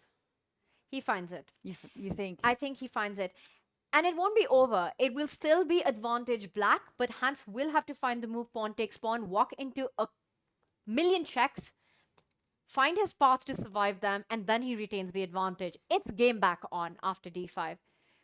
I think Vidit spots it and plays it. Yavanka, if there was ever a moment in this game to take a pause and burn the clock, it's right now for Gujarati, and that's what he's doing. Yep. That's exactly what he needs to do, and it is what he is doing. Now is the right time to think. We're all on tenterhooks here. I'm not sure I can stand this. He's gonna be, oh God. Okay. Tanya. But he pulled it by his head in hands again. What direction was he going in? It felt like it was a G-pawn, no. but then he pulls back. Yes, it was a good idea. Pull back from making that move, but that is not the direction you need to go. It needs to be in the center if you want to save the game. Everything else works out beautifully for Hans, and Hans knows it. So much on the line. For Hans, a win would propel him to 3 points out of 5, and he would join the tie for second place. And it will keep him within touching distance of Shamsuddin Vokhidov. And for Vidit, this is the moment in the tournament that he either goes into a complete tilt for the remaining rounds, or he bounces back if he saves this one. Yeah, if he saves this one, this will feel like it's the start of something special, because it is a miraculous save. d5.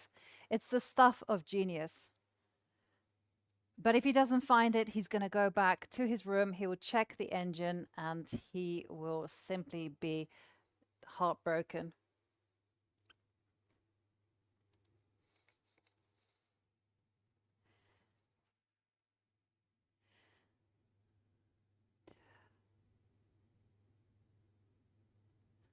The suspense. What a big moment. Oh God, he gives the look. Has to find d5 now. Yavanka, he's looking down the center. Yeah. We have 15 minutes, 45 seconds on the clock for Vidit. He's already had an 18-minute think. You have to work out the calculations, right? That 18-minute think makes a lot of sense right now. It's the difference between holding this and going down in flames. For Vidit, the only move that survives, and it's not the last one that he has to find. There will be a big path ahead, but the stepping, the first step would be to get d5 on the board. And it would be a giant leap For mankind. for mankind and also for Vidit. In this tournament. Absolutely. d5 is the kind of miracle resource that the textbooks telling you, he dream plays it. about. He plays it. He finds I'm it. not so sure, Tanya. No, you don't think I'm so? not It's so very sure. tough. It's incredibly tough to play d5. It's so difficult. You can't unsee it once you've seen it, but the problem is spotting it to start with. Follow the eyes. Look how he keeps looking forward. And he keeps looking towards the G pawn. Big moment on the board here for Vidit Gujarati as he fights for survival against Hans Niemann.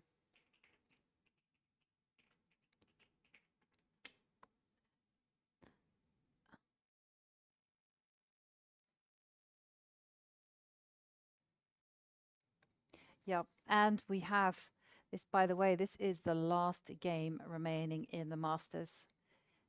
In the other games, we've already had 2 decisive results. Shamsuddin Vokhidov winning his game with the white pieces against Jan Nepomniachtchi to take sole lead in the tournament. And then we had Mukhadin Madaminov snatching a victory there after a careless blunder from Shakriat Mamajarov. 2 draws between the tournament favourites Nordibek Abdusattorov against Arjun Aragaisi and Nordibek Yakubov against Nicholas Theodori. And we are waiting for Vidit to make this move that could change the whole game. And this last move by Hans Niemann comes in with so many ideas. You're hitting the white rook. You want to bring your bishop to d5, the bishop on g2 pin, the pawn on g3 under attack. The queen needs to stay true to it. Vidit Gujarati has 4 candidate moves in his mind. Give a check on c8, offer a queen trade, push the g6 pawn, blow open the king side. The 4th move, and the most important one, the only one that saves the game, is that, in his vision, d5. d5. And Vidit looks like he's getting ready to make the move. Just 12 minutes, 42 seconds on the clock. And you know, Jovanka, if d5 happens, Hans will have to adjust himself to a completely new position, a completely new dynamics in this. And he doesn't know he's still fine, that Hans is still better. Hans doesn't know that. d5 just changes the nature of the game. Completely. It will just potentially turn things around, as Hans will have to make sure that he handles this shocker of a move with precision. One more time. I'm going to go through the variations. I'm expecting Vidit to take a decision before that hits a 10-minute mark on his clock. d5, if this was to be played, Hans can't afford to take the rook. Notice how the bishop gets blocked. Queen steps in with a check, and the black king, being up a rook, having a pawn about to queen, nothing is guarding that king. If you step up to g6 after a number of checks, the white bishop joins the party, and if anything, the bishop and the queen will deliver checkmate. So Hans will be forced to fall back and forth with his king into a perpetual check. On the other hand, after d5, you take it with the bishop, you simply lose the gem and glory in your position. The crowning jewel, the e2 pawn, will fall. Bishop takes pawn, not a possibility. Rook takes pawn, not only hits the queen, it defends itself against the bishop, and now some checkmating ideas against Hans's king.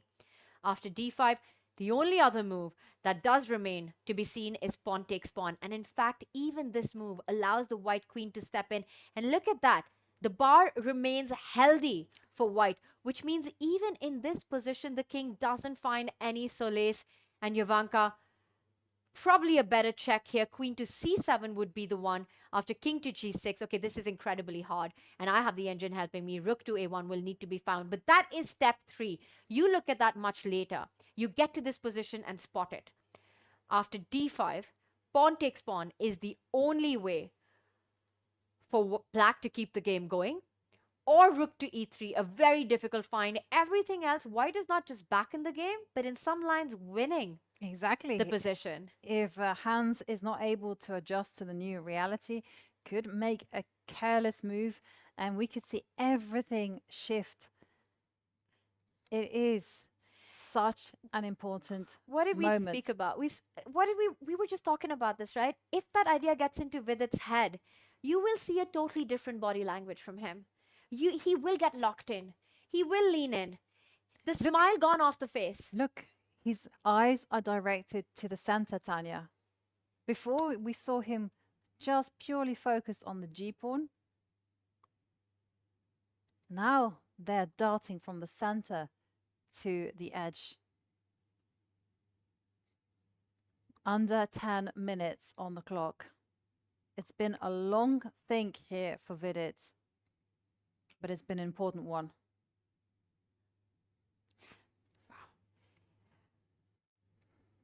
We're all on the edge of our seats in this moment. This will be a big one. Either Vidit just loses in the next 3 moves, or the game could completely turn around. And for Hans Niemann, it all just comes down to that moment, that one decision, Jovanka, of trading off a key defensive piece with the move rook to g8, attacking the queen, a very natural looking move. But Vidit with rook g5, getting rid of that defender, took it back, and this is how we got here.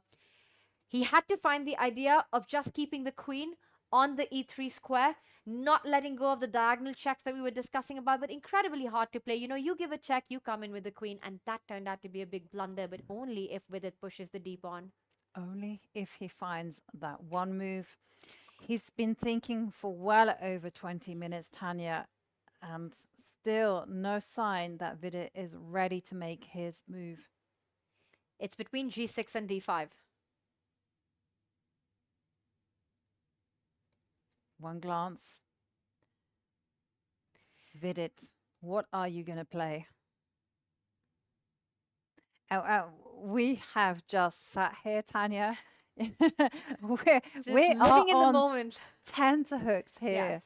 We cannot bear the suspense right now, as Vidit is in only move territory. So much on the line, because for Vidit, this could signal a disastrous tournament, or Yes. could be the start of a comeback. It's that kind of game-changing luck. Because you just start feeling like the stars are aligning for you. To survive this kind of a game from a dead loss position, I mean, black's pawn is on e2. You've got an extra pawn on the board. You've been struggling with the white pieces pretty much straight out of the opening. You've had no time on the clock to handle everything. We saw Vidit's expression. He's got that smile, that giving up look. I don't believe in my position. But this is his opportunity. Jovanka, he's about to make his decision. Sooner or later, you got to, because the clock goes tick-tock. Down to 7 minutes, 22 seconds, Tanya.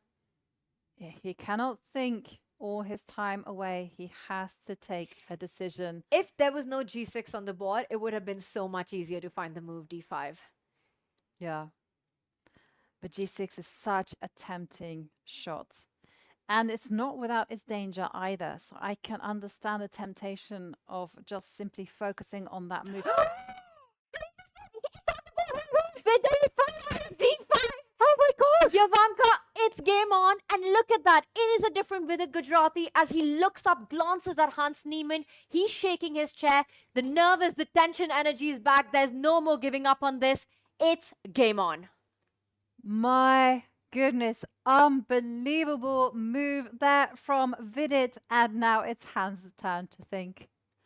Hans is, let's go and Can pull we up get the full Hans Niemann screen on the camera because right I now? want to see what Hans' expression is. It's unbelievable. The body language shift in Vidit tells the full story, and what a scene this is as Hans Niemann realizes it's time to put the calculation hat back on. What a move. Vidit very much on the brink. He finds the only move to survive. And now Hans is going to be locked in here. He needs to be thinking exactly how to handle such a radical pawn move. If you take with the pawn, the queen will come back to c8, give some checks. The bishop can no longer join in the defense. And if you just slide over the rook, there's possibilities of Vidit playing pawn takes c6 in the air. If you play bishop takes pawn, that is going to give you no salvation whatsoever. In fact, the tables will turn in Vidit's favor as rook takes e2 is going to be the move of choice. And for Hans, look at him. Jovanka, you don't even need to look at the board. yeah, Hans Niemann knows that this is slipped, or at least has the feeling that, wait a second, where did that move come from? life is a lot more difficult now. This is no longer easy. This is not the end game. Wrong shirt on, Hans. Yeah. 46 minutes though for Hans. And let's just point out that Hans is still in the game. He will still have an advantage, still push for a win, but there's only one move that keeps the advantage in black's block here. And that's not an easy spot. Jovanka, Hans has to play rook to e3.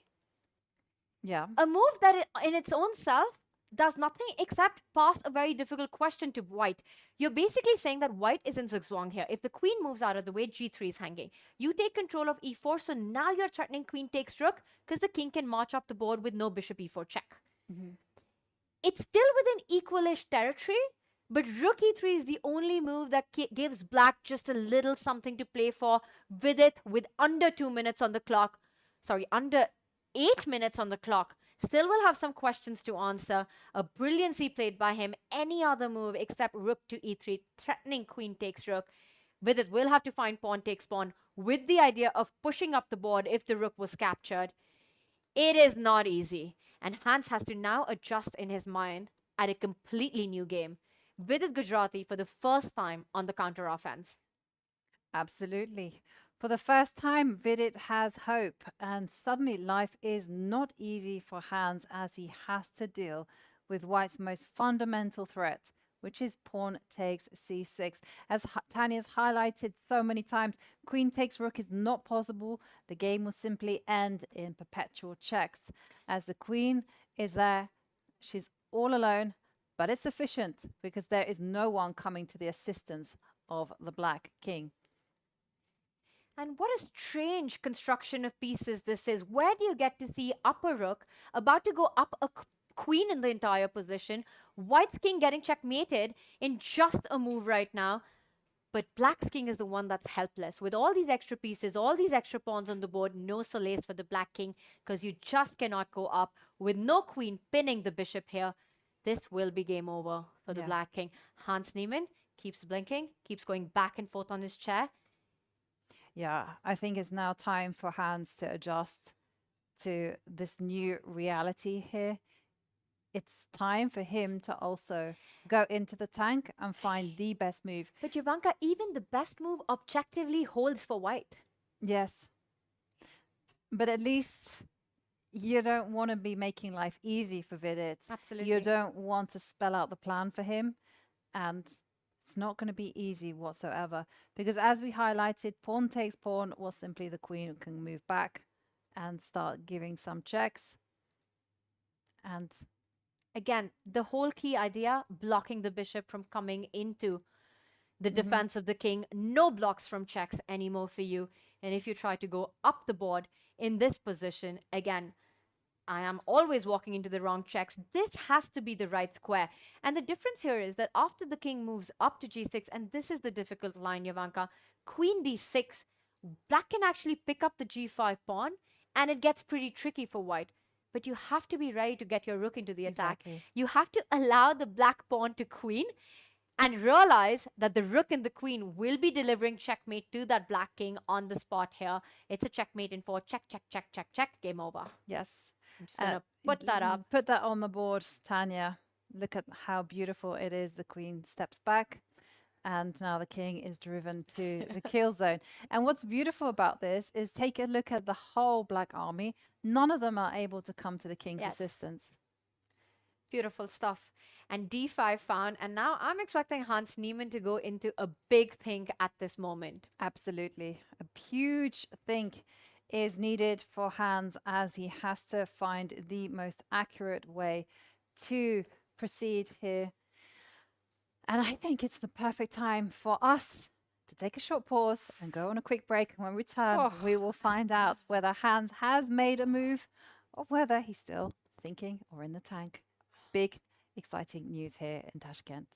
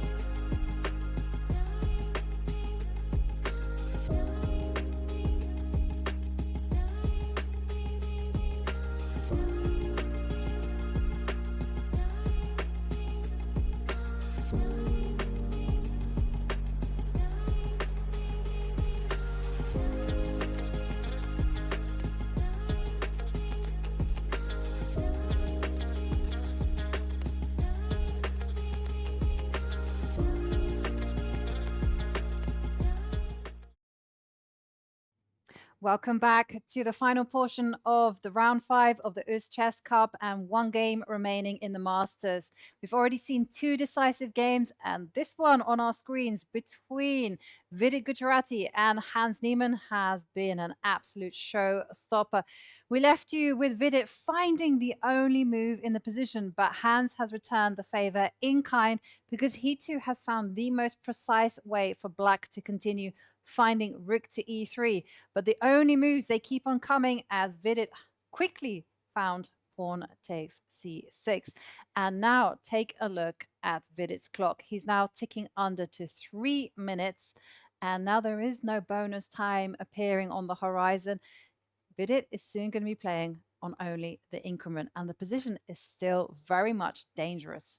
Extremely tense position. Hans Niemann did take the decision to fall back with that rook, making sure that there are going to be no checks on the 7th rank. And I want to highlight why rook e3 was such an important moment here for Hans to play this. Just really quickly, the problem is queen c8, the most attractive move for white here, doesn't work anymore. The king steps up, and notice how wherever you give a check from, whether it's d7 or c7, the rook on d6 controls a very important check on e5, keeping everything on tap in control here.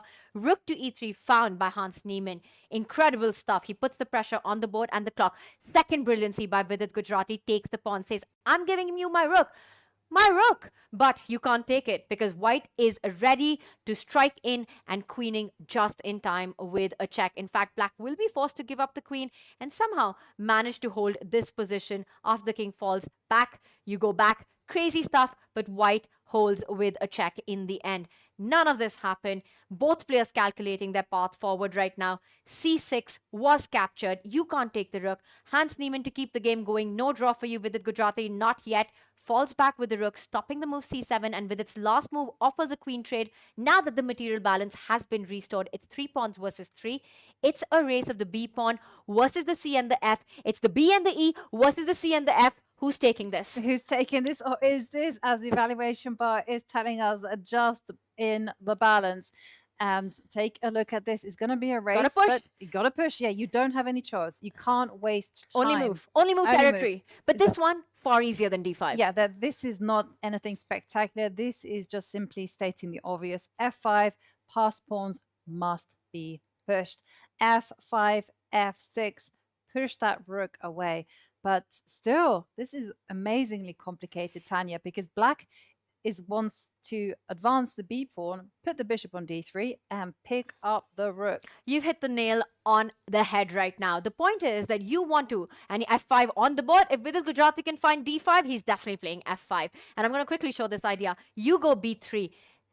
Yavanka, you said about bishop to d3, not allowing that. The rook has to move, stop the c-pawn from moving forward, and now it will be Vidit's bishop that's going to play an incredible defensive role, landing at the center of the board, stopping bishop to d3. If bishop doesn't move like a knight, no bishop d3 for you, and b1 under control as well. I'm getting super excited with my arrows. Yeah, so is Vidit, because we just saw a nervy move from him as we see the pawn advance to f6. Ooh, he goes but up Hans the is board. being tricky. This is super tricky move because, you know, he's saying no bishop e4 for No. you. I still want the plan of going b2, bishop d3, promote the b pawn. You know what he's doing? He's provoking Vidit to go c7. Only then will he line up the rook on c5. I have to show this. So sneaky by Hans. Rook c5. Look at the bar go down. Bishop e4, and now you lose the jewel in your position, the c pawn, which was defended when it was in c6. Vidit must not push it. No. So Vidit probably has to find only moves. It's that kind of position because the pawn on g5 is also falling, Tanya. I mean, there's so many weaknesses in the white camp. And Vidit down to 1 minute 50. Rook e5 by Hans is applause. Yes. That is the way you keep the game going, keep the pressure on your opponent. And Vidit, seconds on the clock, a little bit over a minute and a half. Again, just a very different Vidit Gujrati in this game currently, because there's this, it's not a hope anymore. It's a very realistic realization that maybe I've just saved this one. But the task isn't over. The task is not over. There's still questions to be answered. The first half is rook c5, as Tanya has indicated. Rook c5. Just go for that important pawn if you go c7. The pawn on g5 is also very vulnerable. What he needs to do, Ivanka, is to go bishop to f3, line itself against the pawn on e2. Bishop to f3 is the only move that keeps Vidit in the game. And the argument that you're making is that now if you take the pawn on g5, suddenly you see the bar shoot right up the alley there. c7 will in fact win the game, Ivanka. This is absolutely wild. Rook c5, bishop takes pawn. You take that bishop, f7, game over. And if you take the pawn, I'm just going to quickly finish this line as Vidit's ready to make his move. He's running out of time right now. Bishop takes bishop. Rook takes bishop is checkmate on the back rank. Okay, this is a game for all three results. 30 seconds Bishop now to f3. left. He doesn't play bishop to f3. Hans Niemann is winning again. Okay, bishop to f3. And that's such a difficult move to find, Tanya, because you'll be thinking about b2. You'll be thinking about rook takes g5, which does not work. So 14 seconds. Make Watch a the move. clock. Vidit has to hold his nerve. And bishop f3 just really quickly. b2 looks really scary, but c7 will come today. He plays the best move on the board. Bishop f3, Ivanka. He's back in it. He's finding the only moves now. 35 seconds left. He made that move with 5 seconds on the clock, Tanya. Incredible. And for Hans, it is still very much the race. And now, as we see, Hans has to be precise. And White sort of has this plan as well, right? At some point, you're going to start marching up the board, either to defend your g5 pawn or get your king closer to that e2 pawn to win it. If you push b2, the rook on e1 does a beautiful job of stopping everything. You're going to go c7, deflect the black rook, and pick up that pawn on e2 eventually. Oh my God. I'm just going to have that on the board quickly because this is mad stuff. This is just beautiful chess. Endgame with so many tactics. Look at this, the evaluation bar. And it's because the black king is in a mating net. Exactly. You pick up the bishop, white queens. If you don't, if you pick up the pawn, I'm going to do clearance on that e-file. And suddenly, that king on h8. Ivanka, you remember the back rank rook that Hans Niemann had? Yes. Would have been a totally different game had he just stuck onto it. Yeah. And wow. And it kind of feels that the danger now is on Hans. The momentum is shifted. Hans has to play accurately. We saw that if you take the pawn on g5, you are busted because of this whole concept of taking on e2 and then the back rank checkmate. It's really Rook takes pawn. Ivanka, as she's mentioning, you are about to queen that pawn. If you fall back to g5, same ideas, but just to show it, rook slides over. You take this pawn. If bishop takes bishop, f7 wins the game. You can't hide. You can't defend both pawns from queening. Yeah. But Tanya, you can even just take the bishop. Sorry, rook takes bishop and rook takes pawn. This was the idea we had looked at. The checkmate at the end of the line. Absolutely, Yovi. And this is a common theme in this type of position with the black king so poorly placed. What is Hans going to play? And now only move c7. But this he will find. He needs to deflect the rook and pick up the pawn on e2. What else is he going to do? c7. Everything else is losing. He's reaching for the c pawn. Okay. It'll be another brilliancy. Watch the brilliancy appear. But even then, after c7, he finds it. c7 on the board right there. Rook c5, bishop takes pawn, checkmating ideas on the e-file. Yeah, so we've seen actually that he cannot move his rook to c5. He has to put his rook on e8, Tanya. And things are shifting. Ivanka, I don't think rook e8 helps as well because bishop takes pawn anyway. Oh my God. You're just basically deflecting that rook in all these lines. I take your pawn. You cannot... Bishop takes bishop, rook... Okay, let's just show that. Yes, exactly. I mean, it is stunning. Queen...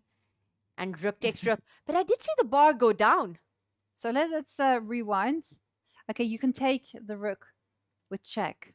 So that's the main point. You can't go rook takes bishop because the rook takes rook. And check. then the rook comes back and then the defends rook goes everything back. and then your queen. Exactly. So is it an f7 throw to deflect the rook first? Oh, God, goodness me. Then you have to go rook to c8, probably. Okay, rook to c8 makes a lot of sense. Hang on a second. Maybe rook c8 is the wrong way. Rook... Because the idea was this, right? And then if you queen, rook e8. Rook e8 and then the f8. Absolute crazy stuff. This is mayhem on the board. And we're trying to work this out without an engine right now. We have the bar helping us. Players have nothing at all currently. nothing except their big brain energy. And it's certainly good enough. I love that.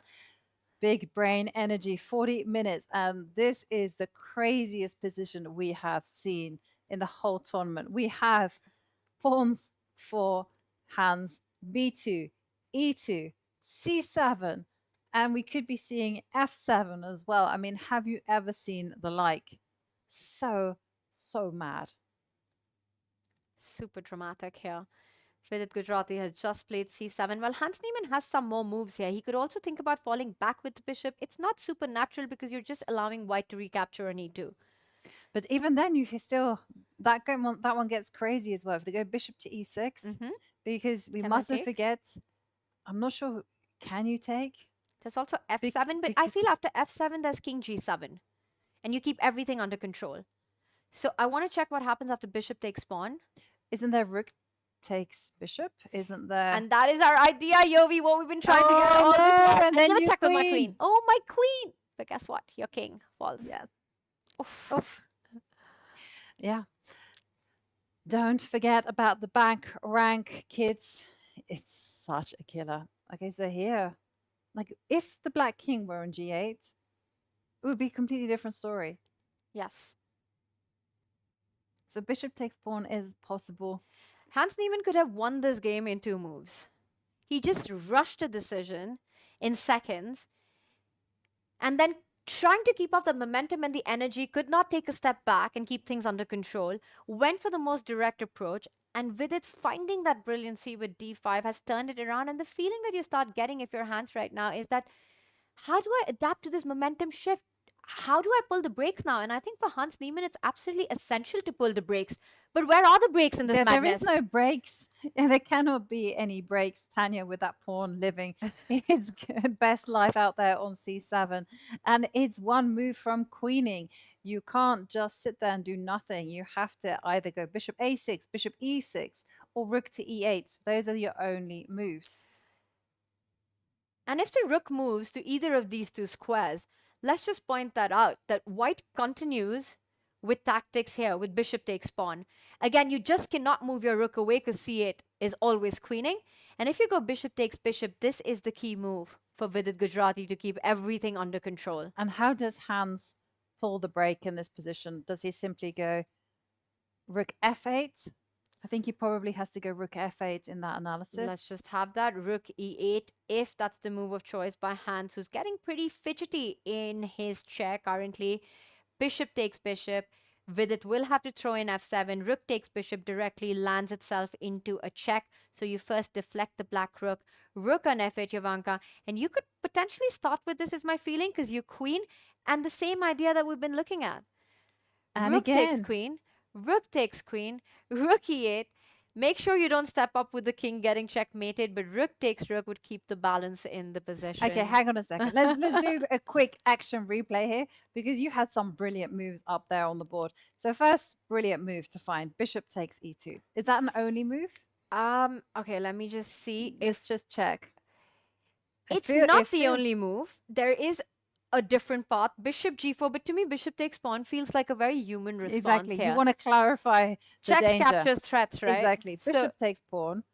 by the way, now- it's not even the best move here. Bishop to g4 or bishop b7 would keep the balance, threatening c7 and in c8. And in fact, it'll be Hans who will have to be extra careful. Wow. So we might see that happen. Okay, but let's just replay that bishop takes pawn, and then Do you want to check out what happens after queening? that what Bad wins? things is the answer. Yes. You can win this with a check, but the pawns are just too strong, and rook b8 coming in next. Yep. That looks very good for white. Okay, so you can't do that. So what you can do is after bishop takes pawn, rook e8, bishop takes pawn, and now what we were looking at was bishop takes bishop, And And absolutely f7. important to go f7 here. and then here you should go rook f8 or rook c8 with a crazy game. Crazy. It's completely crazy. And Wow. Vidit Gujarati locked in battle currently. Hans Niemann trying to adapt to how different this position is compared to just a few moves ago. Keeps burning the clock as well. Rook e8 is not what I'm expecting from Hans. I think he'll calculate this line through and go with a different choice. Rook c5 does not help either. Now white captures on e2, even happier, Yeah. even easier. Again, the whole idea around back rank Yes. weaknesses. And we'll just show that one more time for anyone who's just joining us. The whole point is that the pawns on f6 and g5, they do cage in the black king. So we have a back rank checkmate after bishop takes bishop, rook takes bishop. The rook will just slam itself down on e8. Checkmate, ends the game. No one is immune to that one. Yeah. So if the rook moves are not working and Hans has the time to calculate and he's going to do just that, we were talking about bishop retreats to stop the pawn from queening, right? Because there's nothing else. There are only 4 alternatives that black has to keep the pawn from getting to the 8th rank. Yep. Okay, so bishop to e6. All right, let's take a look at this option first. I just didn't want to allow bishop takes e2 with tempo. So bishop Uh-huh. takes e2. And now what to do? Again. Okay, bishop c8. Let's stop that. The beast.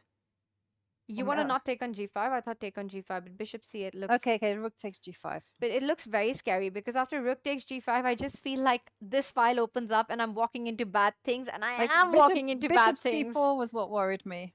Aha, lovely.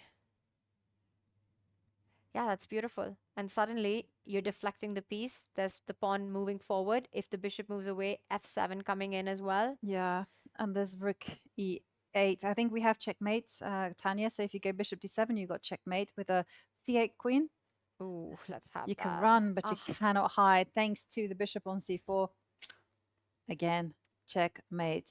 32 minutes. I cannot believe from the 55 position that we seconds. had, we're now discussing and looking at lines where it's Hans Niemann getting checkmated. That's No. called a turnaround if there ever was. No, if we were to rewind it all the way back to move 40, what move was it? 42?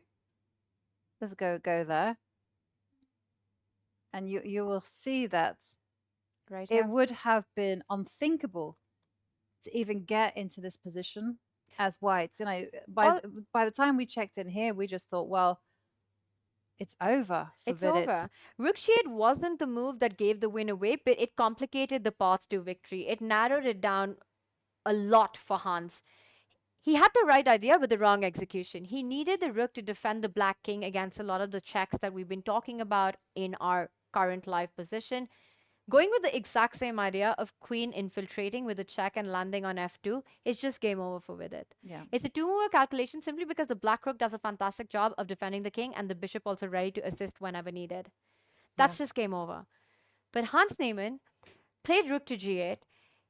It's still winning for black, but you need to be incredibly precise. What you have to do, which is really hard as a human here, is to change the pace of the game. From going direct with the idea of the infiltration, you need to start playing slowly. You need to fight against the threats first, keep everything intact, and only then go in once you have made your king safe. A move like rook to a3, and then start pushing the b pawn up the board. Still completely winning for Hans Niemann this one. Put your king on g7, hide away from checks. Not allow d5 with all the ideas that we saw. The point is that now if you go d5, it doesn't help. The black queen is defending everything, holding fort. You don't need anything. Queen to d4. The king would hide on g8. But the thing is, it's so hard to make a waiting move like this because you've been on the push every single way. And you also have to change the tempo, right? Because as you mentioned, every move that Hans has played has come with great energy. And then to suddenly just readjust and go king to g7 ain't happening because you're looking at this position as black and like, where is my direct win? And the answer is it is not there. And to Hans's credit, he saw everything Yes. because everything is winning for black after queen to f2. And the one move that's the hardest to find, the only saving move in the position, and I have no doubt that this wasn't even on Hans's radar. By the way, we've got to move rook to e8. I'm expecting Vidit to grab that e2 pawn as we catch up with our live board right now. Hans missed d5 at this moment. Vidit, after a massively long think, was able to spot it. And this is where we are currently. Rook e8, bishop takes pawn, and Yovi, bishop g4, bishop b7. Everything keeps Vidit in the game now. And Vidit, though, has 26 seconds in order to find the move. Bishop takes e2. We'll clarify what has he gone for. He's gone for bishop takes e2. We're going to be seeing our analysis played out. Bishop e2 on the board. Maybe we can... Bishop takes bishop. Yes, we have a played. clear view of the camera. Bishop takes. And now here we were looking at playing f7. We were looking at f7 being the clearest path to equality. f7 on the board. He had to find this move. It was very important to not take directly, walking into any checks with the black rook and then falling back. Vidit Gujrati, super precise here. Takes the pawn, deflects the black rook. And Jovanka, I'm not getting the moves in, so you'll have to help me, guide me. I will, as the players are thinking. Rook f8 is going to be the next move, but Hans is thinking. He has 31 minutes in the bank to think this through. But this was the key after rook f8, just to show that for Vidit has to find moves like c8 queen or rook takes e2. Rook takes e2 would be so flashy, but I think it would be a lot more tempting to go c8 queen. Let's just quickly show it. I will show it. I just want to say any other rook moves, there's only a8, but that's lost for Hans. So he does place it on f8. Yeah. And Jovanka, you wanted to quickly show a line? Yes, I wanted to quickly show. He's after the queen. He's going to play c8 queen, but you could even get flashy and go rook takes bishop. But he's reached out for the queen, and that makes me feel that Vidit's going to plant it on that c8 square. The line that he's looking at is c8, rook takes queen, then you pick up the bishop, black's allowed to queen, but the rook steps in with a check, trades, and eventually a queen-pawn endgame. Yeah, and that will be... handshakes. Handshakes. It will be a draw. Let's just watch Vidit play this out. Exactly. Let's watch Vidit play this one out as he has 20 seconds on the clock. He goes for promoting the pawn. And we go full screen into our tournament hall. The last few moves here. And doesn't even happen with it with a shake of his head. It's relief for him. Heartbreak for Hans Niemann. Yeah, disappointing turn of events for Hans there as he squanders a win. Perhaps some heartbreak. We can hear the players analyzing. Maybe we can listen in.